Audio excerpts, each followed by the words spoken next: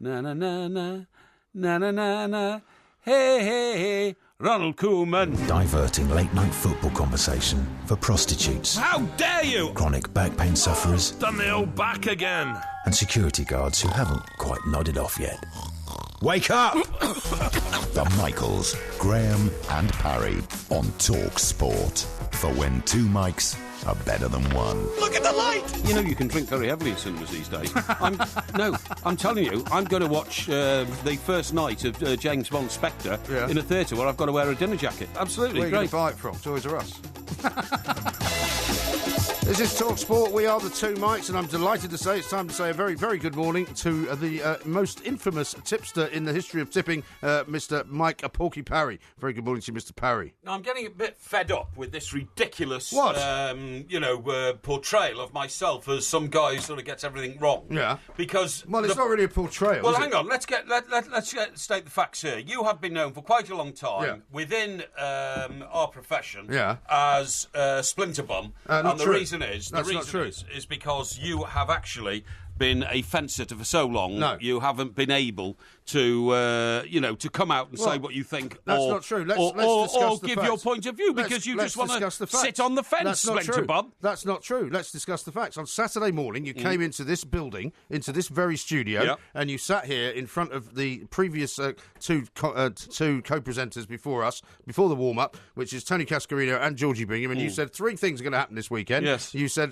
Vladimir Klitschko is going to beat Anthony Joshua. You said Everton are going to beat Chelsea, and you said Spurs are going to beat Arsenal. Yeah. Now, the first two of those were wrong. What did you say? I said, so you better put your money on Joshua, who I said would win. When I asked you during the warm-up, I said Joshua would win. I also said Chelsea would beat Everton. No. All you do is you say, ha, ha, ha, ha. If Porky's saying that, I'm saying this. That's all you ever do. That's not true. No, one of these days you're going to lead from the front. And if you lead from the front all the time. No, you don't. I do. My trebles have been right more often than they've been wrong this season. What about my charity bets? What about your charity bets? Charity bets are all right. They're not all right, actually. Yeah. I mean, pile of dosh for charity. It doesn't stop there, does it? Because on Sunday morning, you then said that Manchester United would win, which they didn't. I didn't say that. Yes, you did. I did not. Yes, you did. I did not. Well, I'll find the tweet for you. I deny that I have said Manchester United would win. I have expressed no interest in Manchester United's game or result all over the weekend. I had more important things to think about. Well, I will find the tweet for you if you want. Blaze is, people are already picking up on this. MG is correct. The Mega Jinx goes back a long way. No. He said Moyes would win the lot at Manchester United. Ha ha.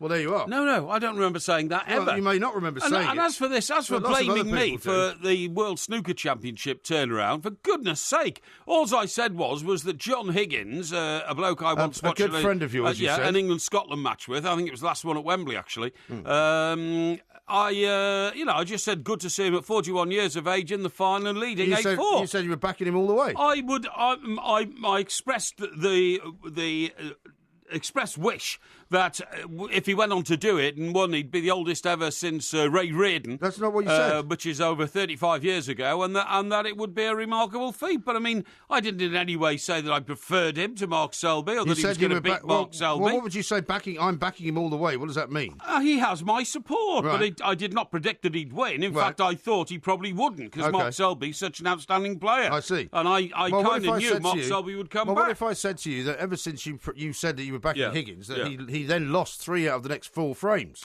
Well, people were pointing this out on Twitter. I'm just telling you what people are saying. I think you'll find that John Higgins will have been blazingly unaware of any messages I put out on Saturday night when he was contesting the World Snooker Championship. Yes. Or was it Sunday night? Sunday night, wasn't it? Well, it was Sunday and Monday. Sunday and Monday, yeah. And had other things to concentrate his mind on, like trying to win the World Snooker title. So he didn't suddenly psychologically say, I've been backed by Mike Parry, now I'm going to start losing. And it's ridiculous. No, I think it's quite remarkable. I think this should be studied. I think we should actually hire some really serious kind of academics to study. Who'd pay for them? You wouldn't, would you? Well, I wouldn't particularly want to pay for it. No, but I'm sure that there might be. I'm sure there might be a betting company that would pay for it because it could be very useful to them. I mean, these are the kind of tweets I was reading over the weekend. This from Graham. Yes. After you kiboshed Leeds United's promotion, I've just remortgaged the house and put the lot on Mark Selby.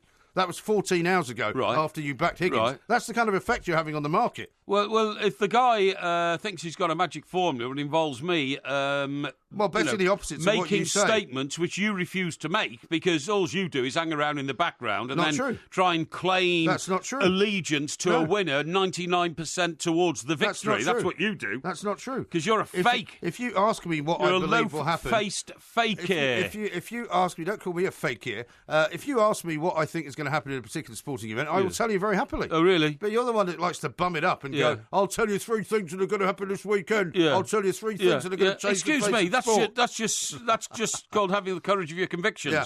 Who's going to win the World Formula One Motor Racing Championship then? Come on. What do you mean, which team? I would say Mercedes, probably. No, I mean which individual driver. Which individual driver? I don't think it's going to be Lewis Hamilton this year. No, you don't think it's going to be Lewis Hamilton? That is not an answer. Really? Who is going to win it I'm not then? prepared to give you an answer yet because I don't know enough about the way the form is going. You will never, ever Well, I could throw a name at you. Forward. I could throw a name at you, but I'm not a cretin, right? I don't actually come out and say things without knowing what I'm talking about. So therefore, I will look it up if you wish over the next 24 hours, and I'll come back and give you... Well, you don't already know? I'll give you the... No, I don't know who's going to win it. So you won't step forward, you won't put your head above the parapet, you won't... you won't give an opinion because you are Splinterbum. No, I've told you. You are a fence sitter. I've told you. And you have been throughout your life. There's no point been known shouting. as that. There's no point shouting at me. The point is, I don't believe it's going to be Lewis Hamilton. So there's my answer. Okay. No, it's not an answer. That's not an answer. I asked you who do you think's going to win it, and you said, "Well, I'll tell you who's not going to win it." I don't think Lewis Hamilton will win it. Ridiculous answer. It's not a ridiculous answer. What about this from Simon? He says Porky mentions Aeroflot, and then this happens, and he then sends me a story about 27 passengers injured after an Aeroflot flight from Moscow to Bangkok hit severe air turbulence. Hasn't happened before. You said anything about Aeroflot.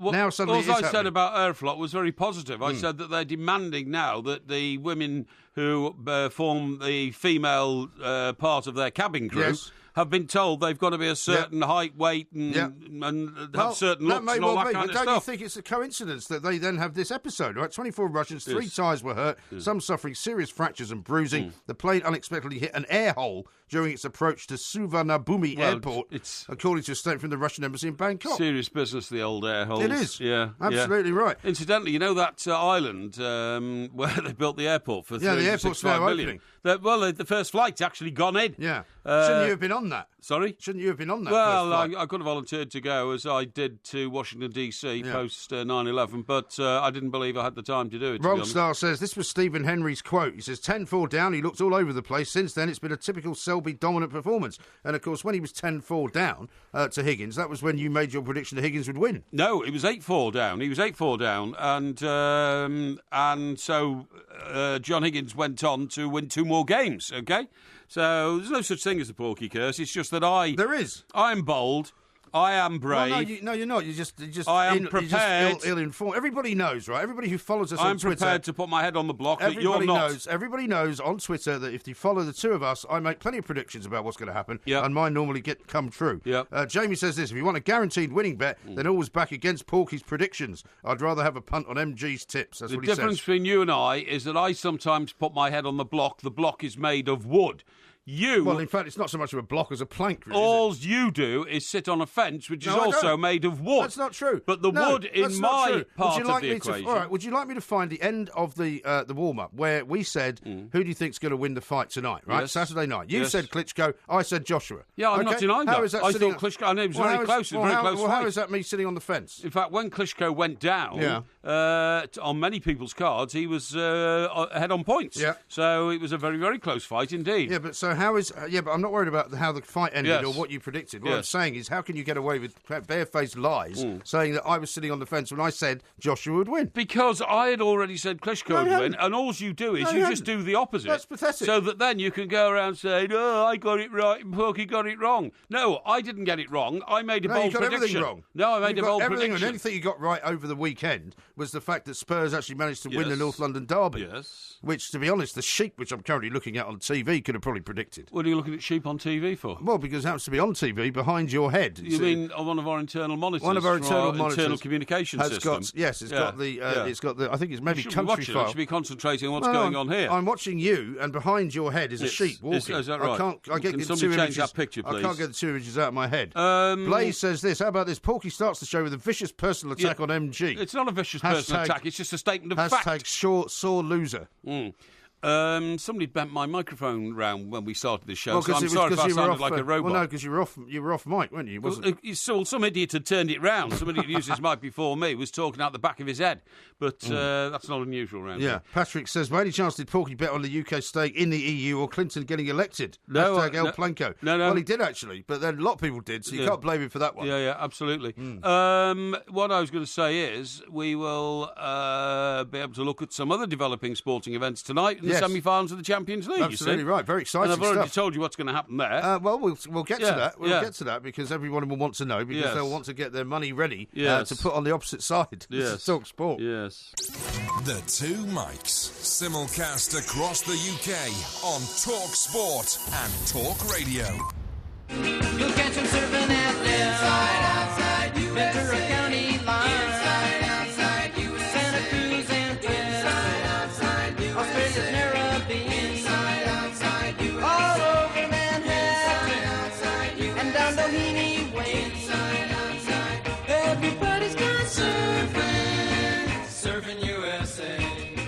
This is Talk Sport. We are the Two Mics. We've got loads coming up. Steve Nicholls going to join us from the United States of America a little bit later on. Liverpool won against Watford 1-0, of course, with a pretty amazing goal by Emre Can. Yep. Though Porky doesn't think too much of it. But it's an incredible story that we want to impart to the public out there. Definitely. And it's about an extremely lucky surfer who's been found by a Coast Guard helicopter after spending 32 hours in the sea off the coast of southwest Scotland. We've got Stuart Weir, our man in that neck of the woods, or our man in the rowing boat, if you like, to tell us all about it. Stuart, very good morning to you.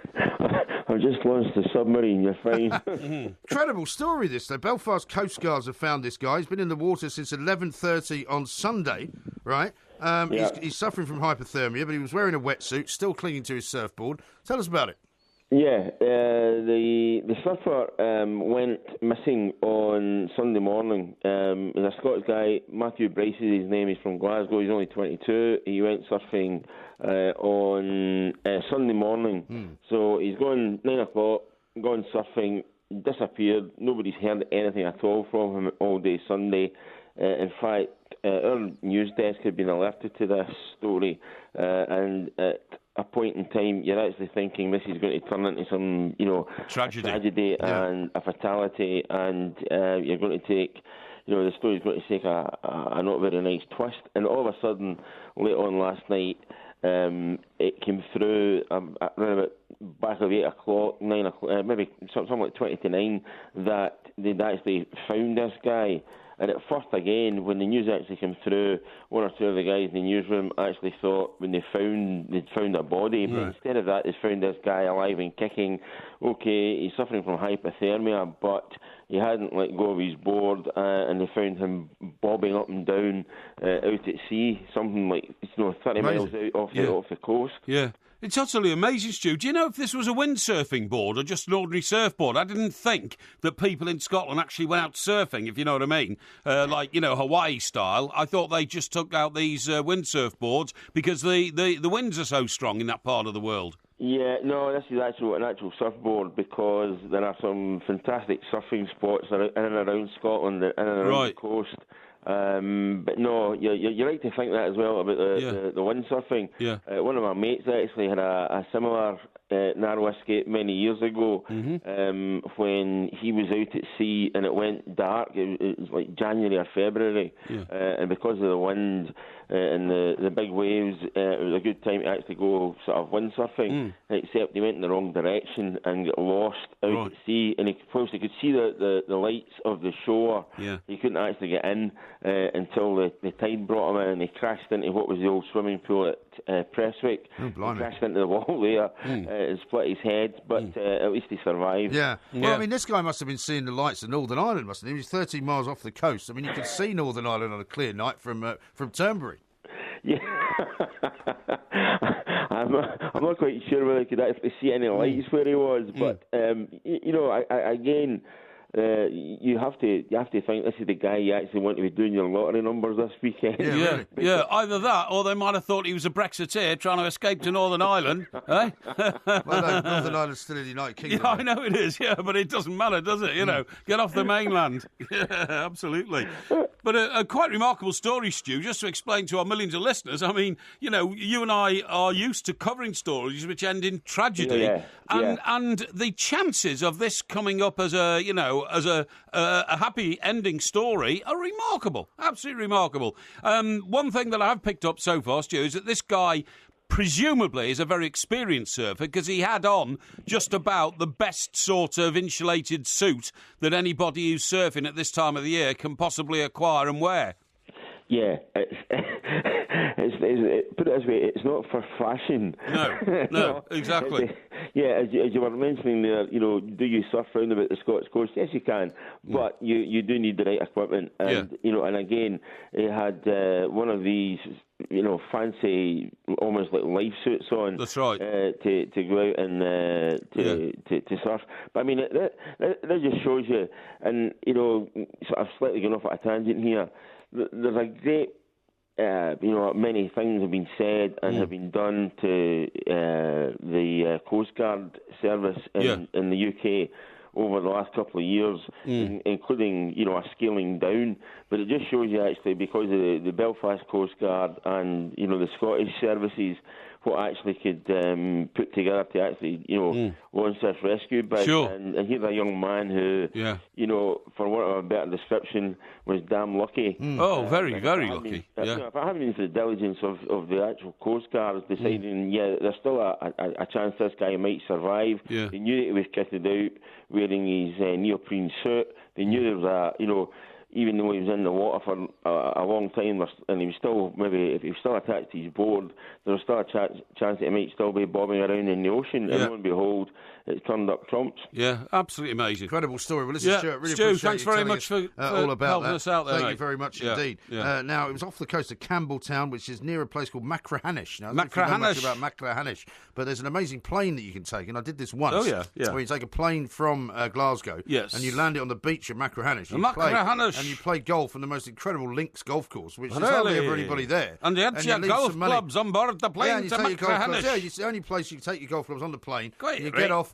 you walk onto the first tee, you put some money in a box, you play the 18 holes, get back on the plane, you fly back. There's nobody running the golf. There's not really anybody there. There is a bit of a clubhouse, but there's hardly anybody. Well, the plane lands on the beach. Plane lands on the beach. Well, is the sand, solid enough to take an air? Oh, yeah. Well, it's a tiny plane. It's like a little 4-man plane, you know. Yeah, quite amazing. 6-man plane. It's great. Is it anywhere near the Mull of Kintyre? Well, it's not far, because that's a bit further round. Hey? Mull of Kintyre's are a bit further round. And another place that I knew up there, because I used to work with a lady who came from there. Stranraer, not far from Stranraer. Port Patrick. Port Patrick, yes. Is it Port Patrick? Not far from there. Same part of the world. Hey, her boyfriend was a fisherman. This was the girl that you used to romance while her boyfriend was out risking his life in the high seas, Yes, that's right. Yeah. And as a result of which, the girl from Port Patrick was actually the girl who helped me cheat in my journalism exams. Oh, really? Because I couldn't do shorthand because I wasn't dexterous enough, but she was very good at it. Yeah. So during the exam, I gerrymandered the seating in the examination room, so I was sitting opposite her. How did you manage to do that?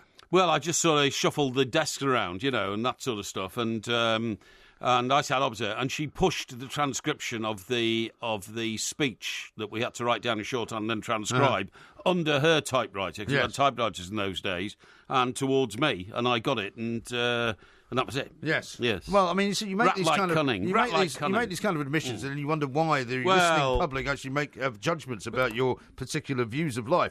BMW says that you'd be better off having a sheep in the studio. It would do better predictions than Mike Parry. That's very and nice, and Scott says Porky hasn't even said good morning to you yet, MG. He's such a rude man. I remember him attacking you before for not saying it. Yeah. Why should I? Why should I say good morning to you when you launched the show on an anti-Mike Parry not anti-Mike Parry at all issue? No, it was simply a statement of the facts of the weekend's doings. Julia, your friend from the Wetherspoons in Birmingham, says, MG, I think you're being very harsh to Porky. Give him a break. Exactly. She's Give me a break. She's your final sort of, holding position. She's the only person out there on Twitter who actually thinks you're getting a hard time here. Yeah, well, Julia's a great supporter, and she represents silent mid-England, okay? Here's one from Phil, who says, isn't it strange that Porky makes 3 predictions and gets 1/3 of them correct? Well, she's referring to 1/3 of my heart, but I mean, of course, I've lived with that for so long now that I don't even refer to it anymore. No, I know, I don't tell people about it. Nobody believes that either. Arthur says, Yeah. bit of a Freudian slip there on Northern Ireland Brexit, Porky. Well, he could have been heading for Ireland. That's what I meant. Because, well, of course, I don't think he was meaning to do either of those. Well, the Republic of Ireland, of course, is still in Europe, so he might have been heading that way. Who knows? Ian says this. But was a joke, by the way. It was a joke. This man must be the opposite of Porky with his luck. Let's hope Porky doesn't put some kind of jinx on him. Yeah, well, Liverpool and jinx on him. But it's a remarkable story of survival. Most people don't survive at sea. They die of hypothermia or... I mean, Robert Maxwell, for instance, right? When he fell off his yacht or jumped off his yacht, we're not quite sure which one. I don't think he died of hypothermia, though, did he? He did, yeah, he did. He died of hypothermia because his body was found floating face up in the water, and he hadn't a sufficient amount of water in his lungs to have drowned. Really? And he died. I tell you who else tried to die of hypothermia. Tried to die of hypothermia? Yeah, tried to die of hypothermia. Well, how can he try to die of hypothermia? Well, listen to me. If you watch Broadchurch, did you watch Broadchurch? Broadchurch is a fictional television show. It doesn't matter. It's based on fact. Well, it doesn't matter. It's fiction. Yeah, but they're based on factual situations because the researchers who write these things have to be very specific. Really? Yeah. Okay. And the father of the little boy who was killed in the first Broadchurch episode, he climbed out of his boat in the sea and just lay in the sea and drifted off. Yeah. He was planning to die of hypothermia. Was he? People, by the way, why didn't it work then? Because he was found. Enough? He was found by a lifeboat. He was. Well, what happened was somebody in another passing boat saw the empty boat and thought, "Hang on, somebody's fallen out of that boat," and organised a search, and they found him. Okay. But I mean, for instance, the Native Americans of whom I spoke last week, in the in the 1 minute mode. 1 minute mode. No. People said that's the worst 1 minute mode I've ever heard. A new book. What they used to do is they used to take their old people and just leave them in a forest to die of hypothermia. That was hypothermia. Didn't they know they're supposed to put them in water? What? Didn't they know they're supposed to put them in water? Put them in water? Yeah, to die of hypothermia. No, you don't have to, do you? Because if you put somebody in the middle of a forest and it's snowing and it's -4... Why didn't the guy from Broadchurch do that instead of getting all the palaver of getting in a boat and falling off the overboard? Well, because he would have had to then travel to North America in the winter and sit in a forest, you idiot. Because, down... That's where you should have just gone to Northern Ireland. Down where Broadchurch is, on the coast, they don't have forests full of snow in May. They have forest. They could have gone to the New Forest. It's pretty cold down there in the middle of winter. He wasn't anywhere near the New Forest, and anyway... you're being pathetic because you know full well it was all about he wanted to die where his son had died, OK? Oh, I see. Yeah. Well, all I'm saying is if you wanted to die of hypothermia, there's lots of ways you could have done it. You are an idiot. Thank you very much indeed. This is Talk Sport.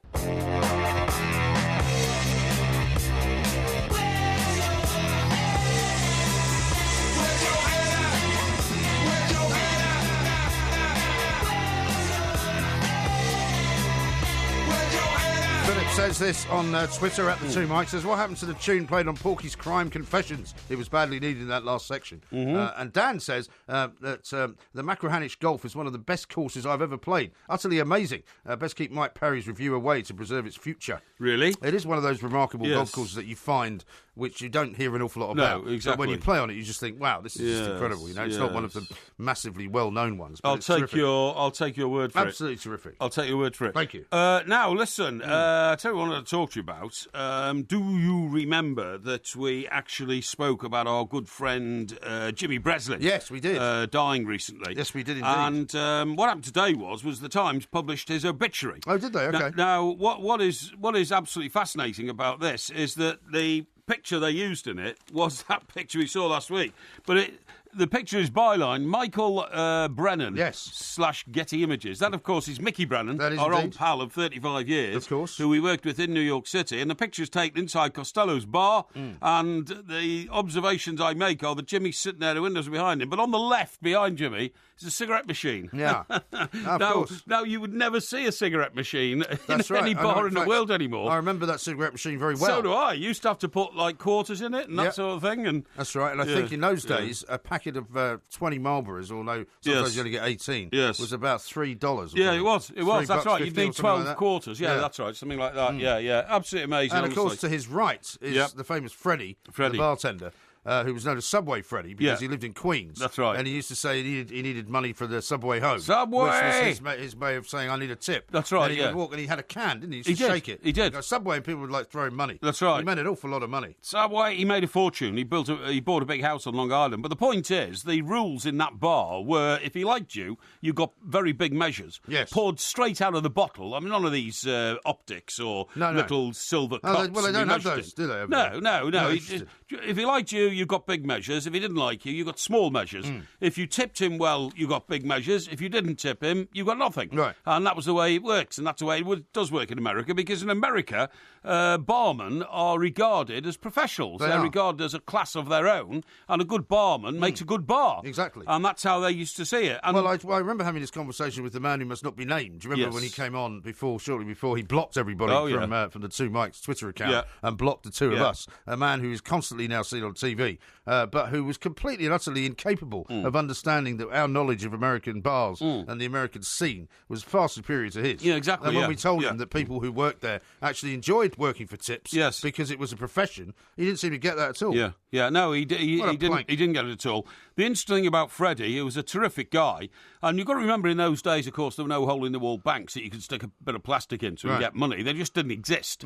And if you were suddenly... to the right here is a phone box, of course, just behind Jimmy Breslin, there was a phone box. Yes. And that's where your office in London would call you, because they always knew you were there. Right. And if you were suddenly told, get over to JFK or get over to LaGuardia and get out somewhere, the only place you can get any money to go was out of Freddie's till. $100. And also, was it not the case that they could answer the phone at the bar and then say, take it in the booth? That's right. So it was like connected phone, wasn't That's right, absolutely. Right. And the other amazing thing about Freddie, because he was there for years, I think he was there for 2 decades, was that he was a typical small, squat New Yorker, if you know what I mean. Italian-American.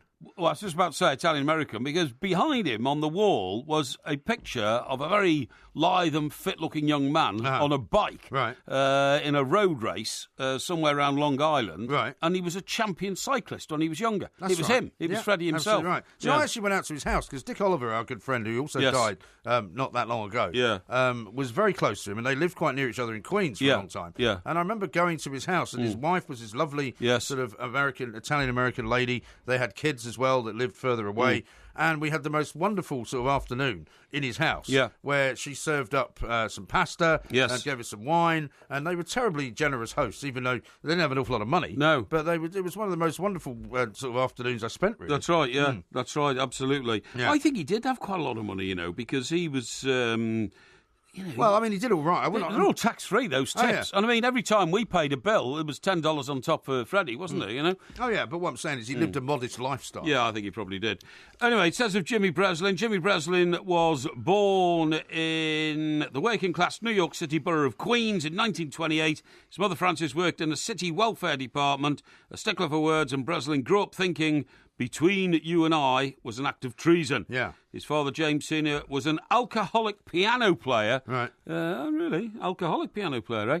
Who abandoned the family when Breslin was a boy. Long afterwards, they re-established contact, though not warmly. When his father had a heart attack in Miami, Breslin paid the medical bills and sent him a telegram. Next time, kill yourself. It's too expensive to keep you alive, your son. That's nice. Yeah, exactly, yeah. He was a tough guy, but also he ran for power, didn't he, at one point, in 1969? Yes. He ran for New York City Council President on the same ticket as Norman Mailer. Did he? Because they thought that would be a good idea, because they thought, rather than just criticising from afar, he'd get involved. And he was a punchy, he was a difficult guy to know, President, but he was a great guy. Yeah, he was, told some tremendous stories. Yeah, he was very standoffish if he didn't like you, wasn't he? Yeah. In fact, terribly... In fact, he was rude to you if he didn't like you. He'd tell you what he thought about it. But anyway, so interesting to see that in the Times today, with a picture from our old pal Mickey, who now lives where? In Costa Rica, is he? Well, it's interesting. Mickey now lives in Costa Rica, and in fact I saw him because he comes over to visit his mum from time to time, who still lives down on the south coast, Pevensey Bay. But it's strange that they waited so long to publish the obit, because he died on March the 19th. Yeah, they do sometimes. Recently I saw an obit for somebody else in our business. I can't remember who it was now. Right. And it came about 2 months after he died. I remember saying to you, did you know so-and-so died? Yeah. And about 2 months later, you pointed out to me his obituary was in the Times. Yes. I don't know why they waited so long. I know it was. Yeah. It was the former editor of The Observer, Donald Trelford. Trelford. Oh, I didn't realise he had died. No, I didn't realise he died. Sure I don't think it was him. No, I think he's still alive. I think he is still alive. Yeah, I think he's still alive. No, it wasn't him. It was somebody else. Him. But it was somebody in our business anyway. Oh, okay.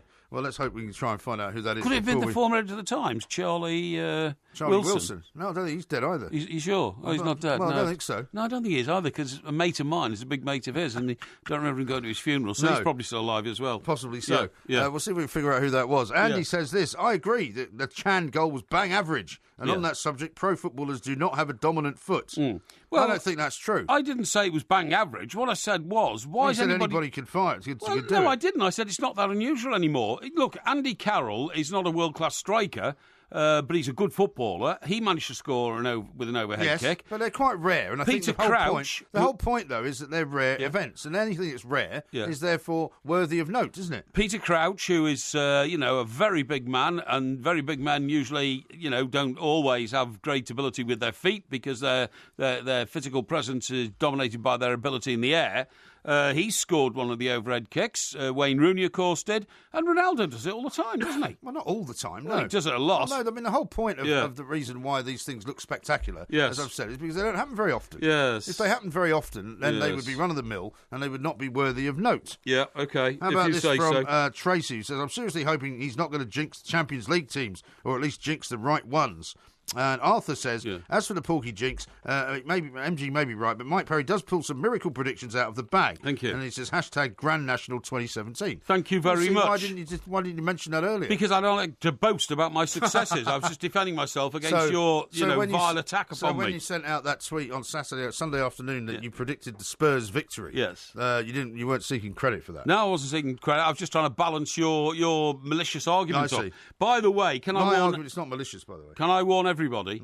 Tomorrow night it's Porky Vision. Yes. I will be giving Isn't it you... Ask Porky tomorrow? Eh? It is, yeah. Sorry, when's Porky Vision? Vision's Wednesday night. All right, Wednesday night, yeah. OK, I'm warning you. You get watching last episode of Line of Duty, folks, because I'm going to give you every last dot and comma on how the last episode went and reveal the interconnecting plot between the goodies and the baddies in that show, OK? Yeah, a lot of people have been writing about it, so you wouldn't be the first, but it's good of you to give a warning, I have to say. Yes. Richard says this, Porky calling people dead, then alive. Let's hope the jinx doesn't work on people. Yeah, well, it does work on people. Now, listen, there's a very interesting thing happening here. Do you remember a couple of weeks ago I said to you, isn't it terrible that British people have now got a reputation abroad for going on holiday and then trying to scam their health insurance by claiming that they've had deli belly problems in hotels? I don't remember you saying that to me. I did, yeah. But if you say you did, I have no reason to disbelieve you. Well, our millions of listeners will remember. I said, isn't this disgraceful?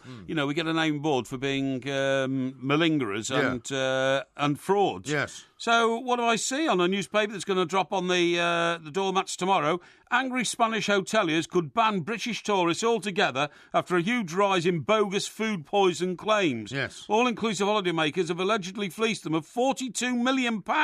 Why? In recent years, as no-win, no-fee firms flood the costas. I mean, lawyers are actually going out there, right, walking up and down the boulevards in Benidorm and saying to people, do you want to sue your hotel for food poisoning? I didn't it's know an they had absolute blinking Benidorm. Disgrace. It is. Yeah. It's shocking. I mean, what does that give us as a nation reputation for? You know what the worst thing is? Malingering, thieving, cheating. Yeah. It's disgraceful. It is disgraceful, but the thing that bothers me the most is that people who are genuinely sort of hurt and injured and possibly medically damaged by eating bad food are not going to get anywhere now because people will say, oh, you're just making it up. That's right. So why should we ever give you any compensation? This is an absolute disgrace. I feel ashamed to be British. I very rarely feel ashamed to be British, but I'm telling you, I'm ashamed. They've done a big investigation in the Mirror, and they've got a quote from a hotel boss. We must take drastic measures. That's right. Do you think they could have found a hotel boss to actually name? Yeah, well, exactly. It's a scandal. They're the only ones who got sick, says a hotel boss. A hotel boss? Following... So we not find a hotel boss with the name? Yeah, following a dodgy claim from Brits. Yeah. Yeah, well, don't believe everything you read. This is Talk Sport. The Two Mics. Simulcast across the UK on Talk Sport and Talk Radio.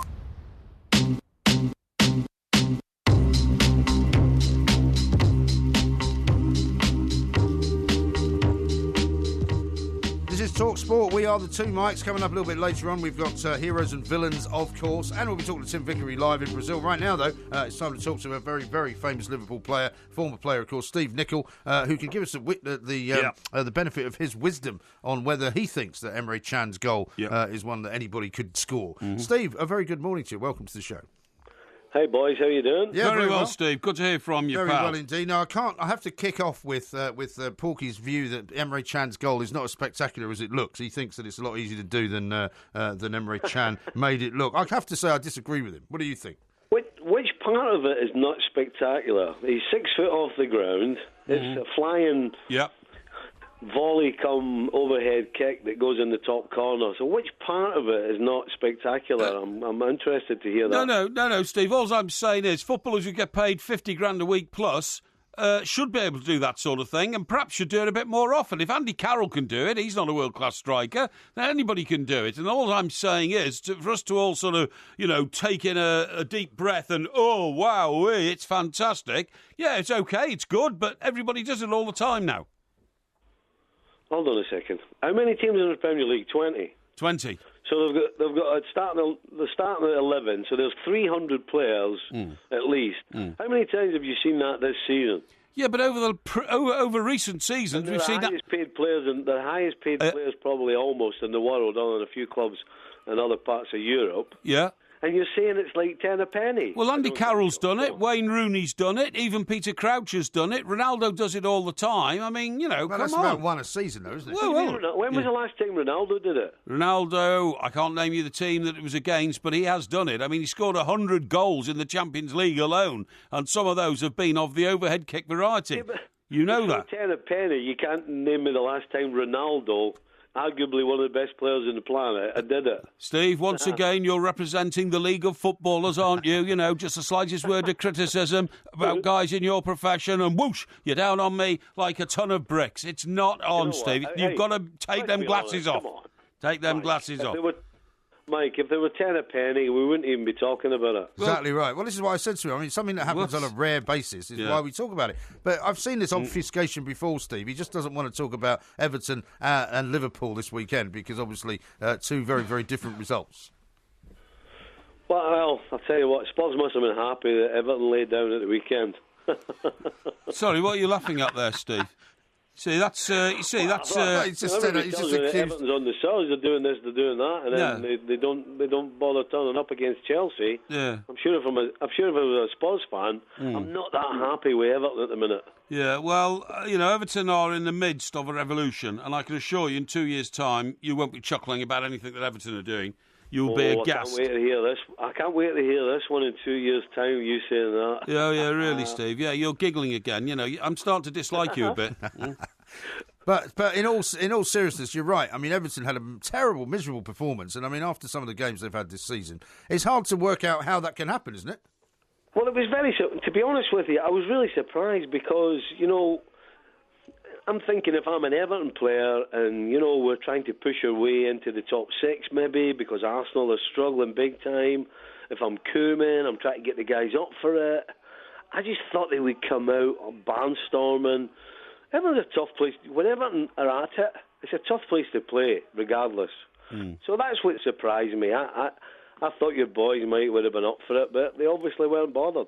Well, they were bothered, but they played a very good Chelsea team. And, of course I was disappointed because we wanted more. But it's another watershed for Everton, and Koeman knows now what he's got to do over the summer to improve the situation, and he will. Yeah, he will. Well, if I can take some of the pressure off you, I will say that the goals that Chelsea scored showed us why they're going to win the Premier League. So, regardless of who they were playing... Yeah, Pedro's goal, I mean, it was so instinctive. Nobody else would have scored that goal because they wouldn't have looked up and seen the opportunity and had the skill then to hit it with his left foot to ping it where it went. It was a terrific goal. No, it was. It was fantastic. Yeah. Williams' goal was a great goal as well. Yeah, they were all good goals. Good movement, good play, good passing. So regardless of the opposition, it would have been tough to stop that. So I'm going to stick up for you just a little bit. That's very kind of you, Steve. Thanks very much. Feel all warm and fuzzy. Yeah. Are we seeing the top four now as they are going to end the season, do you think? I think so, yes. I just don't see Man United, regardless of... Well, they've got a game in hand on Liverpool particularly. I don't see how they're going to win out because they can't start to kick off. And you have to win at this stage of the season. And the position they're in, they need 3 points. You don't know where the next goal's coming from when you watch them play. I mean, they had to rely on Rashley. But also, I mean, what a weird couple of results. They can't beat Swansea at home and Manchester City can't beat Middlesbrough away. I mean, very bizarre weekend, really. Well, it's bizarre, but, I think... Isn't it funny that at the start of the season we were all talking about, my goodness, the Premier League, you got Klopp, you got Conte, you got Guardiola, you got Mourinho, and we're getting to the business end of the season and we're all starting to ask questions about all these guys. apart from Conte. Yeah. I think we can maybe give Klopp a little bit of leeway, but the other two, I mean, Guardiola, he's supposed to be this genius, and of course Mourinho. I mean, my goodness, you talk about giving young managers a lesson how not to inspire your squad. Yeah. I mean, whether it's on the field or what he's saying off the field, I mean, absolutely mind blowing. Yeah. You mean there's lack of backing for his players and dressing them down in public? Do you know what? When you're a coach, you need your players. Yeah. The only way you're going to survive, regardless of how good or how bad your players are, is them stepping on the field and wanting to play for themselves and wanting to play for their teammates and wanting to play for the club. But they must want to play for you. And there has to be half a dozen players at that club that want nothing to do with this guy. Yeah, okay. But then we hear of varying different sort of points of view from different players and different coaches and some coaches and some players that have played for this particular guy who love the way that he talks to them. He love the way that he pulls it all together. So what's the difference? Why do some players like it and some players don't? He never did this at the start. When he was at Porto, the players loved him. When he was at Chelsea, then when he went to Inter, they all loved him. He never talked about his players the way he does this now in Manchester United. It started at Real Madrid. It started at Real Madrid, didn't it? And I mean, funnily enough, it started at Real. He even had another go at Luke Shaw, I heard, after the game on Sunday, where he said that, when they said, well, are they a bit tired? And he said, well, Luke Shaw's not tired. Why should he be tired? And he suddenly went on the attack on him again. So where's this coming from? So has this guy eventually forgotten what got him to where he is and decided that it's just about him? Yeah. And that's it. Well, maybe he has. Maybe he's decided. I mean, either that or other coaches have overtaken him, Steve, haven't they? It's a bit like when a songwriter writes a load of songs and then 10 years later he's just worn out and he can't write any more songs. Sometimes maybe football coaches have bursts of genius, which last a decade or 12 years, and then they've run out of steam and run out of ideas. Well, it's funny you use that word coach. Yeah. Personally, I thought a coach was about a guy who got a group of players together, and if you're really lucky and you get a group of players who are great, you have to keep them playing and you have to organise them and keep them happy, and you have to do all these things. Yes. Now we're listening to a coach who, cardinal sin, criticising your players publicly, number one, has always been the worst thing ever. Number two, all he talks about now is wanting more transfer windows. So forget the coaching. Let me just go and buy a load of players and I'll win the Premier League for you, and then you can call me a genius. That's kind of what it sounds like. Yeah. Because he's left his coaching badges or whatever they are back in the dressing room, because at the end of the day, that's what you've got to do. You've got to coach. Yeah. And do you think there might be a part of him that thinks that he doesn't really have it anymore, and that's why he's trying to protect himself from the powers that be at Manchester United, who might be thinking the same way? No, I don't think so. As a coach, you always think you know what you're doing. You always back yourself. I just think he's living in his own wee world. Yeah. I think he's kind of gotten carried away with this Mourinho thing and the press and everybody, instead of concentrating on what made you great. You look at all the greats from the past, and you look at Man United. When did you ever hear Alex Ferguson talking about himself? He never spoke about himself, ever. He always made sure it was about the players. Because at the end of the day, the players are the ones that win you games on the field. You don't win the games sitting on the sideline shouting and pointing and doing all kinds of stuff. The players have to be the ones that get the job done. Yeah, I agree. And but if you don't look after them, then that's not going to happen. But you do have to admit, Steve, that right from the very start, Mourinho talked about himself. I mean, at his opening press conference when he was appointed Chelsea coach, he said, yes, I am the special one. Yeah. And he's been like that ever since, hasn't he? Well, I would suggest that, yes, he did talk about himself. Yeah. But I think mostly when he went on his rants were all about deflecting from a bad performance or deflecting from what was going on with the problem he had with the young lady and his staff. Yeah. He always deflected. He's not deflecting anymore. He just lost the plot. Yeah. He may have done. Yeah. Now, what about Jurgen Klopp and Liverpool? If they stay in third position, they're going to be in the Champions League next season. Can they be any kind of threat in the Champions League, or what do they have to do to improve? Oh, they need players. As I said before, listen, you can't win things without players. And I don't think Liverpool at the present time have the players to make any sort of leeway in the Champions League. I think they're going to get in the top 4 now. I don't see Man United in particular being able to pick up the points with the schedule they have. So that means Liverpool's going to be the top 4, but they need to sign players.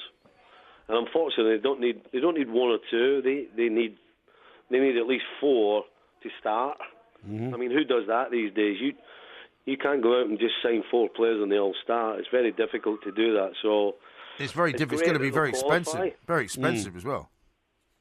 Well, and I don't think Liverpool's in that market of going out and spending 70 or 80 million on a top-class guy that's proven. They're about the Manes and the Coutinhos of this world, where they buy them for, 30 million now, and they bring them along.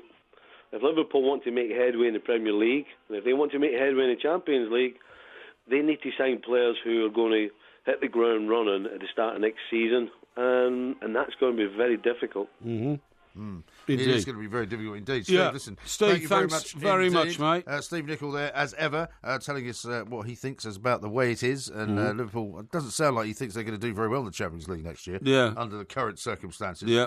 Hey? Yes, I agree there. I was just, thinking a lot of what Steve said tonight was very valuable and good. Have you learned something from it? Some of it was garbage. Really? Yeah. Well, I think that's very harsh. Garbage. How about this from William, who's obviously been drinking something very strange. He says, I feel I must speak up for Porky, a man of the highest pedigree and morals. Thank you. A man of a status and a true gentleman. Thank you very much. Where on earth is he getting that from? Well, he's getting it from the overall, persona of how I come over as a good guy. Okay. And how about this one from Nico, who's a Spurs fan. Porky, don't make me laugh. Players are paid to play, not to do fancy stuff. Yeah. When was the last time Lukaku scored an overhead kick? I can't tell you because he may have scored it when I didn't see it. But, I mean, he is the leading scorer in the Premier League, so you don't question that man's credentials or his capabilities. But I don't think he scored one of those overhead kicks like Chan, has he? Well, I don't know. He may have done as a younger player. Okay, as a younger player? Yeah. Well, it's certainly not 10 a penny. Hasn't happened this season. I mean, he's a young player now, but he has been younger. Yeah, he has been younger, haven't we all? Yes. This is Talk Sport.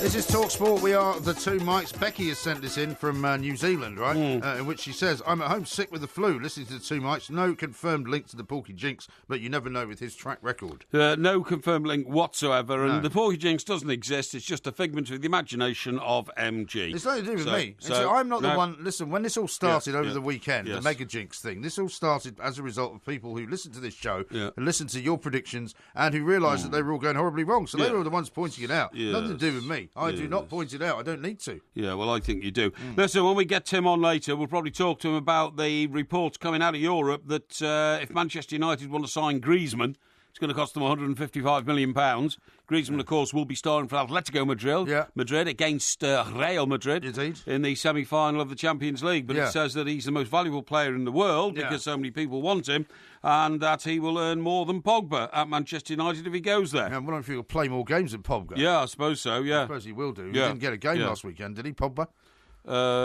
Did he not? I don't think he did. No. I don't think he did. But also asking me about Sanchez as well, because Sanchez is, of course, still very much the unhappy bunny at Arsenal, isn't he? And after he's making very strange noises about all sorts of things. You know, he thinks that he's immune from being asked to take drug tests after the game, which are. I thought that was Ozil. That is Ozil. Who are you talking about? I'm talking about Sanchez. Oh, Sanchez, I'm sorry, yeah. Doesn't sound anything like Ozil. Yeah, well, you know. They both play for Arsenal, but exactly, one's from Chile and the other is from West Germany. Absolutely. Or we might even call it Germany. Absolutely.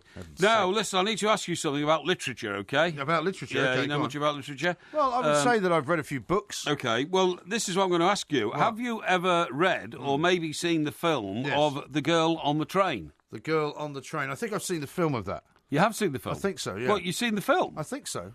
Well, surely you can remember whether you've seen a film or not. Well, I've seen lots of films. You said to me, have you seen Top Gun? I'd say yes. I wouldn't say, I think so. Well, I think I've seen The Girl on the Train. Mind you, I've seen it about 20 times. Yeah, well, exactly. But you still don't know how it ends, though, do you? Yes, of course I do. Don't be ridiculous. No, you don't. You've described the ending before and people said you got it wrong. No. Now, what I'm saying is that... who's in The Girl on the Train? Is it Angelina Jolie? No, a beautiful lady called Emily Blunt. Oh, I like Emily Blunt. Emily Blunt, She's brilliant. You know her? She was in 51st State, wasn't she?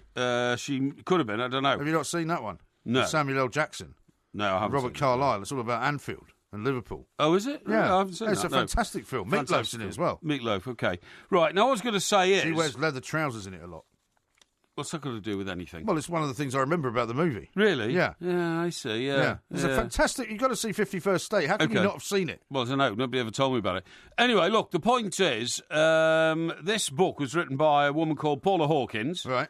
She'd already, she had the old J.K. Rowling experience of writing books which kept getting rejected, and she had was she a single mother living in Edinburgh? Yeah, all this kind of stuff, Yeah. and in fact, I think she was a childless mother. Actually, no, sorry, can't be a childless mother. I think she was a single woman, and she'd had a couple of books that had been published but hadn't really sold much, and then she wrote this one called The Girl on the Train. Yeah, worldwide overnight sensation. Sold more than 20 million copies in 2 years. It's a master of fortune of in excess of £10 million. Not bad. And she saw the story made into a hugely popular movie starring Emily Blunt. Okay. Well, I don't think I have seen it in that case. Well, you see, I want to find out what the plot's about. Apparently, the girl on the train, the woman on the train is an alcoholic. Is she? A young alcoholic. What train is she on? Well, it doesn't matter. She's on a commuter train going to somewhere in this country? You think? Yes, definitely in this country. I Okay. think in fact, I don't know why I think it goes to East Sussex, but I think it does, which is where you live, isn't it? Okay. And what happens is she, in her sort of drunken stupor, apparently sees something happen through the window of a house that the train passes, and it changes everybody's life. Sounds a bit sort of like a Hitchcock type film, doesn't it? Yeah, it does. It sounds like Rear Window. Yes, that's right. Yeah, absolutely. It's a great film. Now I watched that not long ago. Oh yeah, again. Yes, the one with James Stewart. James Stewart, yeah. James Stewart, very James old Stewart. film though. It is an old film, but it's fantastic though. Where he sits, he's got a broken leg or something, and he sits in his apartment in New York. Right. And he looks across the way to the other apartment, right, and he sees what he thinks is a murder being committed. Yeah. But nobody believes him. Right. Because they say, you're in and out of sleep, you're taking drugs because you've got a bad leg. I see. Can you really be sure that this is what you've seen? When was that made? When was it made? Yeah, the 50s? I would say probably the 50s, Yeah, because funny enough, when I read... It's in colour. It's in colour, is it? Yeah, okay. When I read this and thought, I know this basic plot from somewhere before, there was an episode of Columbo, right, in which two women were out on a boat on a day trip, with a load of other holidaymakers, in Annapolis, which is the home of the US Navy. Right. And they were just touring around the bay. And then one woman said to her mother, I've just seen a guy in a military uniform shoot another guy through the window of that balcony up there. What, so you think she nicked it from Columbo? Well, I think Columbo must have nicked it from this Jimmy Stewart film, if that was in the 50s, well, you see what I mean? I suppose, it's a well-known sort of road to hoe, isn't it? Yeah, well, I don't know. So anyway, what happens is the guy concerned is a top, Navy, what are they in sea? Not colonels or majors, they're Admiral? Commodores. Or Rear Admiral or Captain, Commander. No, he's a really, really senior guy. Yeah. And Emily Blunt's not the woman I was thinking of. Right, okay. It was Emily Mortimer. Emily Mortimer, okay. It was in 51st State. Oh, okay. Oh, well, that makes sense, yeah. So Columbo goes along and knocks on this guy's door. Yeah. And he says, can I help you? And he says, sir, I'm so sorry to bother you, because Columbo is always very respectful to people in senior positions, and very humble. Yes. And he said, a woman's reported... Anyway, what happens is, it's all, I don't know what she saw, it's rubbish and all that. I've got a gun collection here, but that's from my military days and all that. And Columbo leaves, and then he opens his wardrobe, and there's the body of a man pinned up on the inside of his wardrobe door. Oh, God. So he has shot this guy. Right. Because what happened was the senior naval officer was involved in... Oh, he's still in Columbo here. Still in Columbo. Right. Was involved in fiddling the books and procuring, millions of pounds, millions of dollars it would be, from the US Navy. Yes. And the guy who was in the fiddle with him had come round to demand more money from him for being in there, and said that if he didn't give him more money, he'd go to the authorities. So the Admiral shot him. You seem to know this one pretty well. Oh, I do. I've seen it 2 or 3 times. Have you? I like Columbo. I watch a lot of Columbo. And what about Girl on the Train? I thought we were talking about that. Well, this is what I'm trying to get to. So I wonder if anybody knows the plot of Girl on the Train. Well, I think the train that she's on is actually going in and out of New York City. No, that's in the film. That's what I mean. Yeah, but they transferred the film to America. Yes. The book, originally written by a British author. Oh, I see. Was based in, I'm sure it's in Sussex. Okay, so, you may be right, I don't know. Yeah, well, I'm right, because I've read all about it. Now, the reason I'm mentioning all this, right, the reason I mention all this is because the author concerned, Paula Hawkins, is now a nervous wreck, right? Because her second book is coming out, okay, and everybody wants it to be as good as the first. Yes, and so she's including her agent, including the publishers, including everybody else. Yeah, and she's. I read about her over the weekend, feeling the pressure of having to live up to. Are you expecting us to feel sorry for her? Well, I'm not expecting to feel sorry for her, but I know exactly how she's thinking. Right. I know exactly how she's thinking. Is this how you felt after you had the success with your first book? Yes, it was a bit. Yeah, I thought. So when you did Rooney Tunes, it must have been quite a disappointment. No, it wasn't a disappointment because that was a specialist book, and if we'd have won the World Cup, that would have been a bestseller. Yeah, it would have been. We fell. Sadly, England did not. We fell woefully short. Yeah. But what I think is also Wayne really slagged off the fans, which didn't help, did he? He did a bit, I'm afraid. That wouldn't really have done particularly good for the sales. Yes, that's absolutely right. Yeah. So I can't find where the trains go in this. Well, I will find out because, as I say, I've been researching this over the weekend. Yeah. And it's a shame you didn't actually research it properly. Yeah, well, I have researched it properly, but there's an awful lot of facts. She lives in a Brixton flat in the book. Yes. And she gets on a train which is going out of a London station. And I'm not too sure where it was going, but in the American version, it's like New York City. Well, it seems to be going up to a place called Hastings on the Hudson. Hastings on the Hudson, which is interesting. I wonder if it would have been going to Hastings in Sussex. Well, an interesting juxtaposition. It certainly could be. It certainly could be. Yeah. But anyway, look, this is so interesting because it'll be interesting to know whether this new book is going to have anything like the same success. Okay, Here we go. Look, Girl on the Train. Weeks as UK #1, 30 weeks. Yeah. Worldwide sales, 20 million. International editions, 35 in 15 different languages. Royalties earned by the author from the book, $10 million. That's just from the book. Yeah. Movie takings, $173 million. Not bad, is it? Not bad at all. Not bad at all. She lives in Clerkenwell, this woman. Yeah, she's just got a new place in Clerkenwell. And I've always had ambitions to live in Clerkenwell. Why? Well, it's round the corner from Fleet Street, isn't it? Well, it's just up the road. It's Farringdon, really. It's Farringdon, that's right. That's right. Quite I used to live there. It's trendy for you, isn't it? Janet Street Porter had a really big apartment there when it wasn't trendy. Yeah. You see, she was posing with her clothes off the other day, along with all the other women from Loose Women. Please don't remind me. Why? I had to see the picture. Well, what's wrong with that? Well, you're not going to say anything sexist. No, I'm not saying anything sexist at all. That's good. I don't think people should necessarily, whether they're male or female, expose a lot of their naked flesh. Okay. Yeah. Her next novel, by the way, is called Into the Water. That's right. Yeah, I know that. Yeah, I know that because I just told you all about it. Oh, you didn't tell me the name of the book, though. Well, I was telling you about the first book, wasn't I? So you didn't need to know the name of the second book. There's a lot of facts missing in this particular piece of reportage from you. Anyway, Tim Vickery's coming up very shortly. Yes. And we'll talk to him about something more sensible. Yes. This is Talk Sport. The Two Mics, simulcast across the UK on Talk Sport and Talk Radio.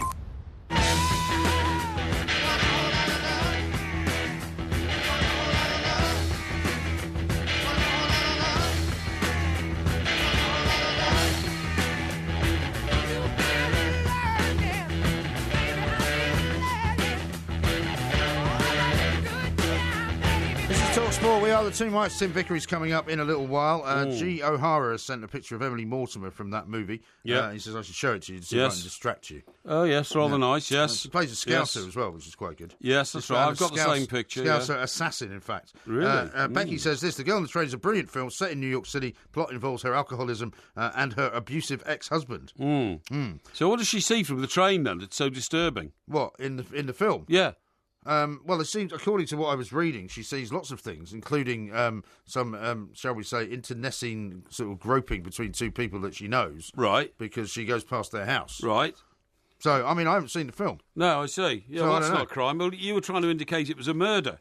I wasn't saying anything of the kind. Yeah, you did. I didn't say it was a murder. You did, because you said it was based on the plot of the Jimmy Stewart film in which he sat by his window and saw a murder. I said it sounded like that. Oh. I didn't say it was like that. Okay. I said it sounds like that. Yes. Because when you observe something and it's a possible crime, yes, that would remind me of the Jimmy Stewart film. I see. Right? I see. Nick says this: you really should view 51st State, Porky, or you'll be lagging behind for time. Oh, it's really? a belting film. Really? Yeah, I'm not sure about that. And Mark in Mexico says they all licked the plot yes. from Agatha Christie.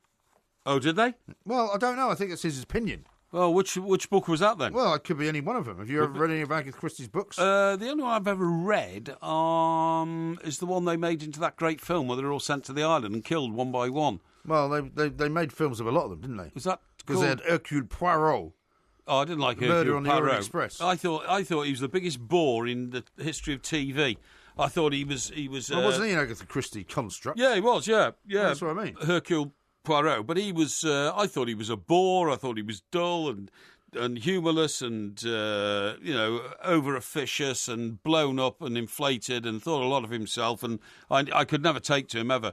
He was. I can imagine why. It was David Suchet, wasn't it? Yeah. Yeah. Was That's it John? Right. His brother's John Suchet. Well, he was in the TV show, but he wasn't. It wasn't him when it was in the Murder on the Orient Express. And all those films. No, that was the big fat guy. Peter Ustinov. Peter Ustinov. That's him. Yeah, absolutely.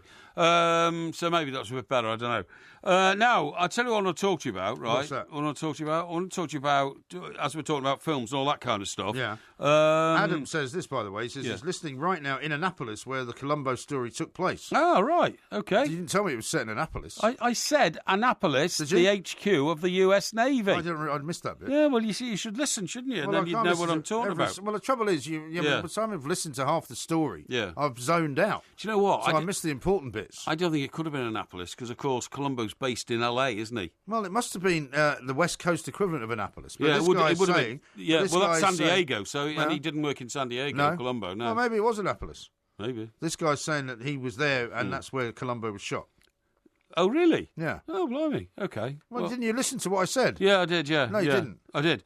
Now, listen, I'll tell you what I'm talking to you about now, right? Yeah, go on. If you haven't got Netflix these days, apparently you're nowhere. Well, I've been telling you that for how long? Well, quite a while. I've been telling you to get Netflix for a long time. Right. It started as a movie rental business, right? Yeah. Netflix. Yeah. And now, I didn't realise it'd been going 20 years, right? I didn't know it'd been going that long. Now, 20 years on, Netflix has 100 million subscribers worldwide. Of which I'm one. Of which you're one.